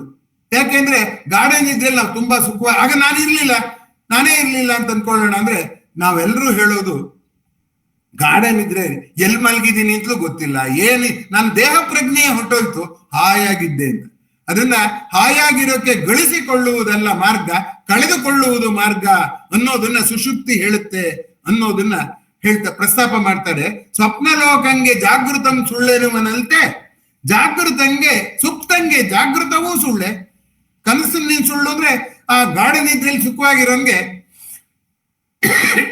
ಎಚ್ಚರವೂ ಸುಳ್ಳೆ. ಮುಂದೆ ಕೇಳ್ತಾರೆ, ಸ್ವಪ್ನ ಜಾಗೃತ್ ಸುಷುಪ್ತಿಗಳ ಹಿಂದೆ ನಿರ್ಲಿಪ್ತ ಗುಪ್ತಾತ್ಮನಿಹುದು ನಿಟ ಮಂಕುತಿಮ್ಮ. ಎಚ್ಚರದಲ್ಲಿ ಗಾಢ ನಿದ್ರೆಯಲ್ಲಿ ನಾನ್ ಸುಖ ಪಟ್ಟೆ, ನಾನ್ ಸುಖ ಬಯಸಿದ್ದೆ ಅಂತ ಹೇಳುವಂತ ಒಂದು ಚೈತನ್ಯ ಇದೆಯಲ್ಲ, ಆ ಗುಪ್ತಾತ್ಮ ಇದೆಯಲ್ಲ, ಅದು ನಿಜ ಅಂತ DVG ಅವರು ದಾರ್ಶನಿಕತೆಗೆ ನಮ್ಮನ್ನ ಕರೆದುಕೊಂಡು ಹೋಗೋದಕ್ಕೆ ಸ್ವಪ್ನ, ಜಾಗೃತಿ, ಸುಷುಪ್ತಿ 3 ಅವಸ್ಥೆಗಳನ್ನು ಬಳಕೆ ಮಾಡ್ಕೊಂಡಿದ್ದಾರೆ ಅಂತ ಅನ್ನೋದನ್ನ ಈ ಪದ್ಯಗಳು ತಿಳಿಸುತ್ತೆ. ಆತ್ಮೀಯರೇ, ನನ್ನ ವೇಳೆ ಮುಗೀತು. ಅನಿಶ್ಚಿತತೆ ಅನ್ನೋದು, ದ್ವಂದ್ವ ಅನ್ನೋದು ಕನಸು ಮೊಳಕೆ ಇಡುವ ತಾಣ. ಹಾಗಾಗಿ ಅನಿಶ್ಚಿತತೆ, ದ್ವಂದ್ವಗಳನ್ನು ಮೀರಿ ಹೇಗೂ ಬದುಕು ಶೂನ್ಯವಾಗುವಂಥದ್ದೇ, ಶೂನ್ಯದಿಂದ ಹೊರಟು ಶೂನ್ಯವಾಗುವಂಥದ್ದೇ. ಯಾವುದಾದ್ರೂ ಏನು ಚಿಂತೆ ಇಲ್ಲ ಅಂತ ನಿಶ್ಚಿಂತರಾದವರಿಗೆ ಯಾವ ಕನಸಿನ ಬಾಧೆಯೂ ಇರಲಾರದು ಅಂತ ದಾರ್ಶನಿಕರ ಚಿಂತನೆ. ಸುಷುಪ್ತಿಯೇ ನಮ್ಮ ನೆಮ್ಮದಿಗೆ ಆದರ್ಶ, ಗಳಿಸುವುದಲ್ಲ ಕಳೆದುಕೊಳ್ಳುವುದು ಅಂತ ಹೇಳ್ತಾರೆ. ಬುದ್ಧನ್ನ ಒಂದ್ಸರಿ ಒಬ್ಬ ಪ್ರಶ್ನೆ ಮಾಡ್ತಾನೆ. ಸುಂದರಿಯಾದ ಹೆಂಡತಿ, ಮಗು, ಮುದ್ದಾದ ಮಗು, ಎರಡನ್ನೂ ಬಿಟ್ಬಿಟ್ಟು ನೀನ್ ಸುಖ ಹುಡುಕಿ ಬಂದು ಏನ್ ಸಾಧಿಸ್ದೆ, ಏನ್ ಗಳಿಸಿದೆ ನೀನು ಅಂತ. ಅದಕ್ಕೆ ಬುದ್ಧ ಸಮಾಧಾನವಾಗಿ ಹೇಳ್ತಾನೆ, ಜೀವನ ಅಂದ್ರೆ ಗಳಿಸೋದಲ್ಲ, ಕಳ್ಕೊಳ್ಳೋದು. ನಾನು ಅನೇಕ ಚಿಂತೆಗಳನ್ನ ಕಳ್ಕೊಂಡೆ, ಕನಸುಗಳನ್ನ ಕಳ್ಕೊಂಡೆ, ಕೋಪವನ್ನು ಕಳ್ಕೊಂಡೆ, ಆವೇಶಗಳನ್ನ ಕಳ್ಕೊಂಡೆ. ನಾನು ಇರುವ ಜಗತ್ತನ್ನೇ ನೋಡಿ ಹಾಯಾಗಿರೋದನ್ನ ಕಲ್ತುಕೊಂಡೆ ಅಂತ ಹೇಳ್ತಾರೆ. ಅದರಿಂದ ಈ ಗಳಿಸಿಕೊಳ್ಳದ ತೃಪ್ತಿ, ಗಳಿಸಿಕೊಳ್ಳುವ ಬಯಕೆಗಳೇ ಕನಸು. ಈ ಗಳಿಕೆಗೂ ಕನಸಿಗೂ ಸಂಬಂಧ ಇದೆ. ಆದ್ದರಿಂದ ನಾವು ಯಾವಾಗ ರಿಲ್ಯಾಕ್ಸ್ ಮಾಡಬೇಕು ಅಥವಾ ವಿಶ್ರಾಂತಿಯನ್ನು ಅನುಭವಿಸ್ಬೇಕು ಅಂತೀವೋ, ಕನಸನ್ನ ಸ್ವಲ್ಪ ದೂರಕ್ಕಿಡೋ ತಾಕತ್ತು ಬೇಕು. ನಾನು ಯಾವಾಗ ಕೆಲಸ ಮಾಡ್ತೀನೋ ಅವಾಗ ಕನಸು ಕಾಣುವುದು ಬೇಕಾಗುತ್ತೆ. ಯಾಕೆಂದ್ರೆ ಕನಸೇ ಸಂಕಲ್ಪವಾಗುತ್ತೆ, ಸಂಕಲ್ಪವೇ ಯೋಜನೆಯಾಗುತ್ತೆ, ಯೋಜನೆಯೇ ಕಾರ್ಯಸಿದ್ಧಿ ಆಗುತ್ತೆ. ಆದ್ದರಿಂದ ಕಾರ್ಯಸಿದ್ಧಿ ಮಾಡಿ ಜಗತ್ತಿನಲ್ಲಿ ಗಳಿಸಬೇಕು, ಏನೇನೋ ಸಾಧಿಸಬೇಕು ಅನ್ನೋರಿಗೆ ಕನಸು ಅನಿವಾರ್ಯ. ಏನೂ ಆಗ್ಬೇಕಾಗಿಲ್ಲ, ನಂಗೆ ನೆಮ್ಮದಿಯಾಗಿದ್ರೆ ಸಾಕು ಅನ್ನೋರಿಗೆ ಕನಸು ಹೊರೆ. ಇಷ್ಟು ಹೇಳಿ ಆ ಕನಸಿನ 2 ಕಂತುಗಳಲ್ಲಿ ನಾನು ಕಷ್ಟಪಟ್ಟು ಮುಗಿಸಿದ್ದೀನಿ. ಇನ್ನೂ ಒಂದು ಕಂತಿಗಾಗುವಷ್ಟು ಇದೆ. ಆದ್ರೆ ಕೇಳುವವರ ಸಹನೆಯ ಮುಗಿಯೋದ್ರೊಳಗೆ ನಾನು ಹೇಳೋದು ಮುಗಿಸ್ಬೇಕು. ಕೇಳೋರಿನ್ನ ಕೇಳಬೇಕು ಅಂತ ಹೇಳ್ತಿರುವಾಗ್ಲೇನೆ ಹೇಳೋದಷ್ಟು ಹೇಳ ಮುಗಿಸೋನ್ಗೆ ಕಾದಿರ್ತೈತೆ ಮೇನೆ ಅಂತ ನನ್ನನ್ನು ತೊಡೆಯ ಮೇಲೆ ಕೂರಿಸಿಕೊಂಡು ಸಾಹಿತ್ಯದ ಪಾಠ ಹೇಳಿದ ರಾಜರತ್ನಂ ಅವರು ಹೇಳಿದ ಮಾತನ್ನ ನೆನಪಿಸ್ಕೊಂಡು ನಾನು ನನ್ನ ಮಾತುಗಳನ್ನ ಮುಗಿಸಿ ನಿಮ್ಮ ಪ್ರತಿಕ್ರಿಯೆ ಮತ್ತು ಪ್ರಶ್ನೆಗಳಿಗೆ ಮುಂದಾಗ್ತೇನೆ. ಹೊಸದಾಗಿ ಬಂದಿರುವವರು ಹಿಂದಿನ ಕನಸಿನ ಭಾಗ 1 ಮತ್ತೊಮ್ಮೆ ಮತ್ತೆ ಇದನ್ನು ಒಮ್ಮೆ ನೋಡಿದ್ರೆ ಅದರ ನಿರಂತರತೆ ಮತ್ತು ವೈವಿಧ್ಯ, ಕನಸಿನ ವೈವಿಧ್ಯ, ಈ ಚರ್ಚೆ ಪ್ರಸಕ್ತವಾದ್ದು ಅಂತ ನಿಮ್ ಯಾರಿಗಾರು ಅನಿಸಿದ್ರೆ ಆಗ ನಾನು ಇಷ್ಟೊತ್ತು ನಿಮ್ಮೊಂದಿಗೆ ಹಂಚಿಕೊಂಡು ಸಂತೋಷ ಪಡಿಸುತ್ತೇನೆ ಎಂಬ ಕನಸು ಸಾರ್ಥಕವಾಯಿತು ಅಂತ ಭಾವಿಸ್ತೇನೆ. ಈಗ ಪ್ರತಿಕ್ರಿಯೆ ಮತ್ತು ಪ್ರಶ್ನೆಗೆ ಅವಧಿ.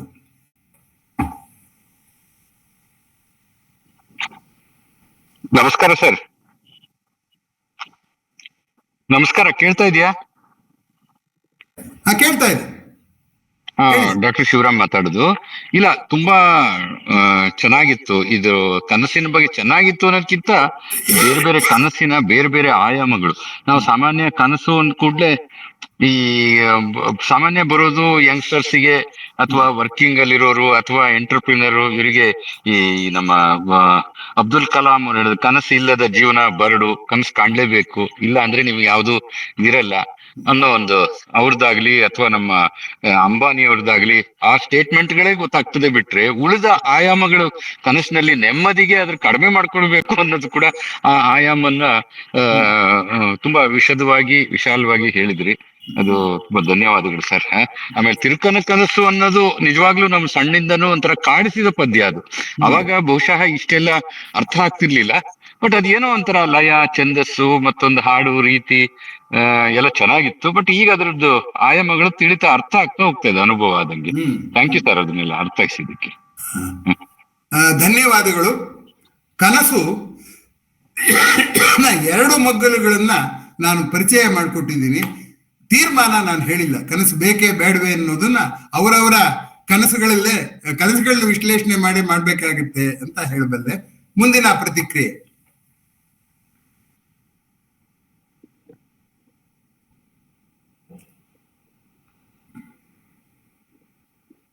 ಸರ್, ಇದು ಸುಷುಪ್ತಿಯೇ ನಮ್ಮ ಬದುಕಿಗೆ ಆಧಾರ ಅಂತ ಹೇಳಿದ್ರಲ್ಲ, ಅದು ಅದ್ರ ಬಗ್ಗೆ ಹೇಳ್ತೀನಿ. ಬದುಕಿಗೆ ಆಧಾರ ಅನ್ಲಿಲ್ಲ, ನೆಮ್ಮದಿಗೆ ಆಧಾರ ಅಂದೆ. ಸುಷುಪ್ತಿ ಸ್ಥಿತಿ ಅಂದ್ರೆ ಗಾಢ ನಿದ್ರೆಯ ಸ್ಥಿತಿ ಅಂತ ನಾವು ಅನ್ಕೊಂಡಿದ್ದೀವಿ. ನಮ್ಗೆ ಒಂದು ಕನಸು ಬೀಳಲಿಲ್ಲ ಅಂತೀವಿ, ಆದ್ರೆ ಆಗಲೂ ಕನಸು ಬಿದ್ದಿರುತ್ತೆ. ಆ ಯೋಗಿಗಳಿಗೆ ಮಾತ್ರ ಜಗತ್ತು ದೇಹ ಪ್ರಜ್ಞೆಯೇ ಹೋಗೋದ್ರಿಂದ, ದೇಹಕ್ಕೂ ನನ್ನ ಮನಸ್ಸಿಗೂ ಪ್ರಪಂಚಕ್ಕೂ ಇರೋದು ದೇಹದ ಸೇತುವೆ. ಆ ಸೇತುವೆನೇ ಕಡಿದು ನಿರಾಳವಾಗಿರುವಂತ ಸ್ಥಿತಿನ ಸುಷುಪ್ತ ಸ್ಥಿತಿ ಅಂತಾರೆ. ವಾಸ್ತವವಾಗಿ ಸುಷುಪ್ತ ಅನ್ನೋದು ಒಂದು ಸ್ವತಂತ್ರ ಸ್ಥಿತಿ ಅಲ್ಲವೇ ಅಲ್ಲ ಅನ್ನೋದು ಇದ್ದಾರೆ. ಅದು ಜಾಗೃತಿಯಲ್ಲೂ ಆ ಸುಷುಪ್ತಿ ಇದ್ದೇ ಇರುತ್ತೆ. ನಾನು ಎಚ್ಚರವಾಗಿ ಜಗತ್ತನ್ನು ನೋಡ್ತಿದ್ರು, ನಾನು ಕಣ್ಣು ಎಷ್ಟೊತ್ತು ನೋಡುತ್ತೆ, ಈಗ ನಾನು ಹುಟ್ಟಕ್ ಮುಂಚೆನೂ ಈ ಜಗತ್ತಿದೆ, ಆಮೇಲೂ ಜಗತ್ತು ಇರುತ್ತೆ ಅನ್ನೋ ದೃಷ್ಟಿಯಲ್ಲಿ ಸುಷುಪ್ತಿಯನ್ನು ಹಾಗೆ ನೋಡುವವರೂ ಇದ್ದಾರೆ. ಆದ್ದರಿಂದ ಇಲ್ಲಿ ಮುಖ್ಯವಾದದ್ದೇನಪ್ಪ ಅಂತಂದ್ರೆ, ಬದುಕಿನ ಗುರಿ ಸಾಧನೆಯೋ ನೆಮ್ಮದಿಯೋ ಅನ್ನುವಾಗ, ನೆಮ್ಮದಿ ಅನ್ನೋದಾದ್ರೆ ನಾವು ಎಷ್ಟೇ ಸಾಧನೆಗಳನ್ನು ಮಾಡಿದ್ರೆ ಅದು ಮುಂದಿನ ಸಾಧನೆಗೆ ದಾರಿ ಮಾಡಿಕೊಡುತ್ತೆ. ಆದ್ರೆ ಕಳ್ಕೊಳ್ತಾ ಹೋದ್ರೆ ನಿದ್ದೆ ಯಾವ ಮಗು ಗೊಂಬೆ ಬೇಕು ಅಂತ ಆಸೆಯಾಗಿ ಭದ್ರವಾಗಿ ಹಿಡ್ಕೊಂಡಿರುತ್ತೋ, ಗಾಢವಾದ ನಿದ್ರೆ ಬಂದ್ರೆ ಆ ಗೊಂಬೆ ಮಗುವಿನ ಕೈಯಿಂದ ಕಳಚಿ ಬೀಳುತ್ತೆ. ಅದು ಜಗತ್ತಿನ ಬಗ್ಗೆ ನನ್ಗೂ ಜಗತ್ತಿಗೂ ಇರೋ ಸಂಬಂಧದ ಹಿಡಿತ, ನನ್ನ ಕೈಯಲ್ಲಿ ಜಗತ್ತಿದೆ ಅಂತ ನಾ ಹಿಡ್ಕೊಂಡು ನಿಂತೀನಿ. ವಾಸ್ತವವಾಗಿ ಜಗತ್ತಿನ ಕೈಯಲ್ಲಿ ನಾನಿರ್ತೀನಿ. ಆದ್ದರಿಂದ ಜಗತ್ತಿನ ಕೈಯಲ್ಲಿ ನಾನಿದ್ದೀನೋ ನನ್ನ ಕೈಯಲ್ಲಿ ಜಗತ್ತಿದೆಯೋ ಗೊತ್ತಿಲ್ಲ. ಗಾಢ ನಿದ್ರೆಯಲ್ಲಿ ನನ್ನ ಪಾಲಿಗೆ ಜಗತ್ತು ಇಲ್ಲ, ಜಗತ್ತಿನ ಪಾಲಿಗೆ ನಾನೂ ಇಲ್ಲ. ಅದೇ ನಿರಾಳದ ಸ್ಥಿತಿ ಅಂತ ಹೇಳೋದ್ರಿಂದ ಅದನ್ನ ಸುಷುಪ್ತಿ ಅಂತ ಕರೀತಾರೆ. ಶೂನ್ಯದಿಂದ, ಮೌನದಿಂದ ಮಾತು ಪ್ರಾರಂಭವಾಗುತ್ತೆ, ಕೊನೆಗೆ ಮೌನದಲ್ಲಿಯೇ ಲೀನವಾಗುತ್ತೆ. ಹಾಗೆ ಶೂನ್ಯದಿಂದ ನಮ್ಮ ಬದುಕು ಪ್ರಾರಂಭ ಆಗುತ್ತೆ, ಶೂನ್ಯದಲ್ಲೇ ಲೀನ ಆಗುತ್ತೆ. ಅದರಿಂದ ಆರಂಭ ಅಂತ್ಯ ಎರಡು ಶೂನ್ಯ ಆದ್ಮೇಲೆ ಮಧ್ಯದ ಏರಿಳಿತಕ್ಕೆ ಯಾಕೆ ಅಷ್ಟೊಂದು ಚಿಂತೆ ಮಾಡಬೇಕು ಅನ್ನೋ ಒಂದೇ ಧೋರಣೆ ನಮಗೆ ನೆಮ್ಮದಿ ತಂದ್ಕೊಡಕ್ ಸಾಧ್ಯ ಅಂತ ಅರ್ಥ. ಮುಂದಿನ ಪ್ರತಿಕ್ರಿಯೆ.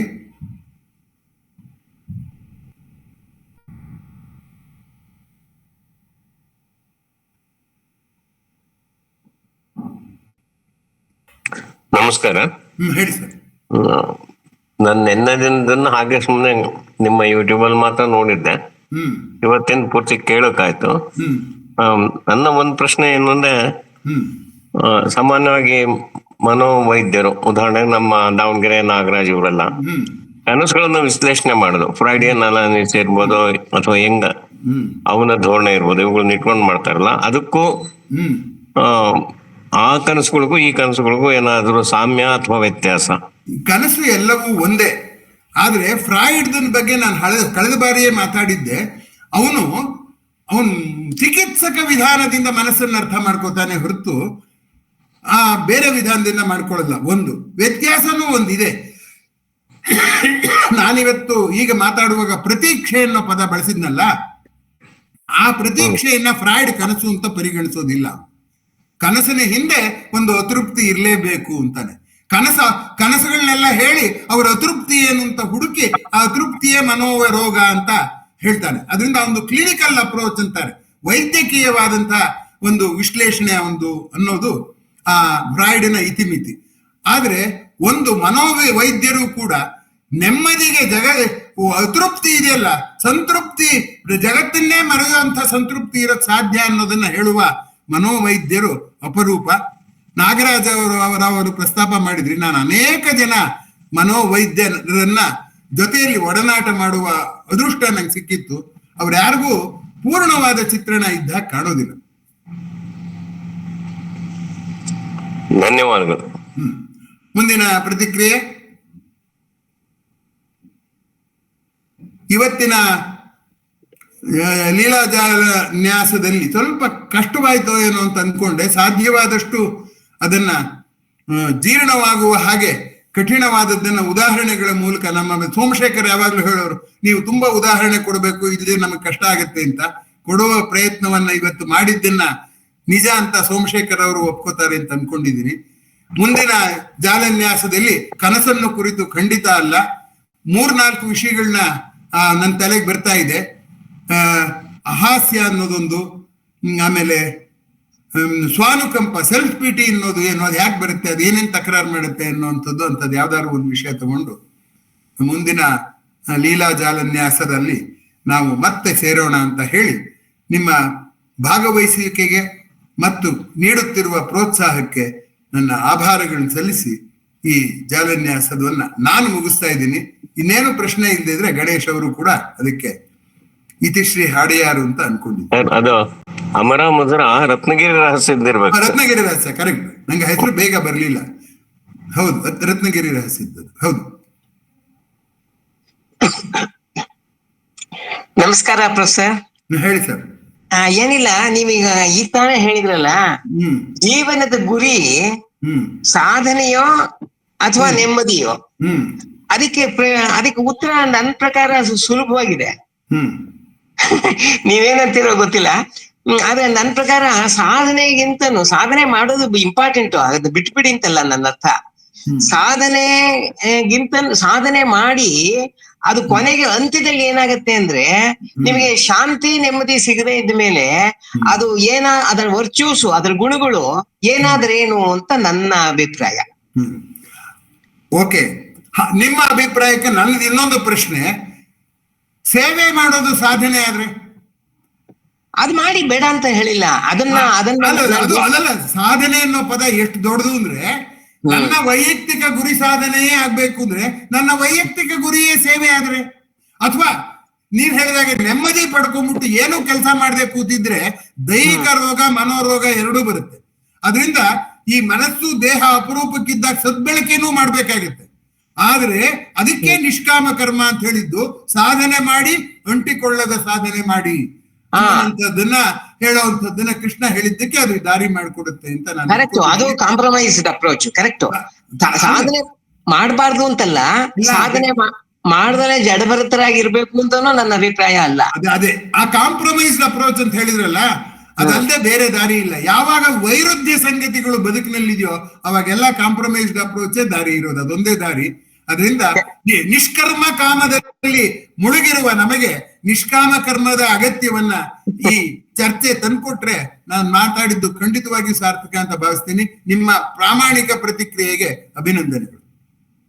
ಸರಿ ಸರ್, ಥ್ಯಾಂಕ್ ಯು. ಹಾ, ಇನ್ಯಾವುದು ಪ್ರತಿಕ್ರಿಯೆ ಇನ್ನೂ ಅವಕಾಶ ಇದೆ, ಹಾಗೂ ವಾಟ್ಸ್ಆಪ್ ಅಲ್ಲಿ ಹಾಕ್ಬೋದು ಅಂತ ನಾನು ಸಲಹೆ ಕೊಡೋದಕ್ಕೆ ಬಯಸ್ತೀನಿ.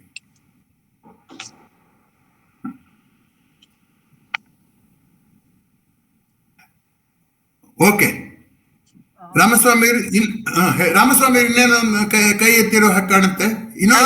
ನಾನು ಆರಿಸ್ಲಿಲ್ಲ. ಏನಿಲ್ಲ, ಇದು ನಿಷ್ಕರ್ಮ ಕಾಮಕ್ಕೆ ಅವನು ಜಡಭರತನ ಎಕ್ಸಾಂಪಲ್ ಕೊಡ್ಬೋದಾ ಅಥವಾ ಇವಾಗ ಅದೆಲ್ಲ ಮಾಡಕ್ ಆಗಲ್ಲ, ವೇಳೆ ಮುಗಿದೋಯ್ತು. 5 ನಿಮಿಷದ ಪ್ರಶ್ನೆಗೆ ಉತ್ತರ ಹೇಳ್ಬೋದೇ ಹೊರತು. ಅದನ್ನೇ ಒಂದು ಟಾಪಿಕ್ ತಗೊಳ್ಳಿ ಅಷ್ಟೇ. ಅದೇ ಎಷ್ಟು ಮಾಡಿದ್ರು ಬರ್ತೀವಿ ನಾವು. ಗಣೇಶ್, ಧನ್ಯವಾದಗಳು. ಮತ್ತೆ ಮುಂದಿನ ವಾರ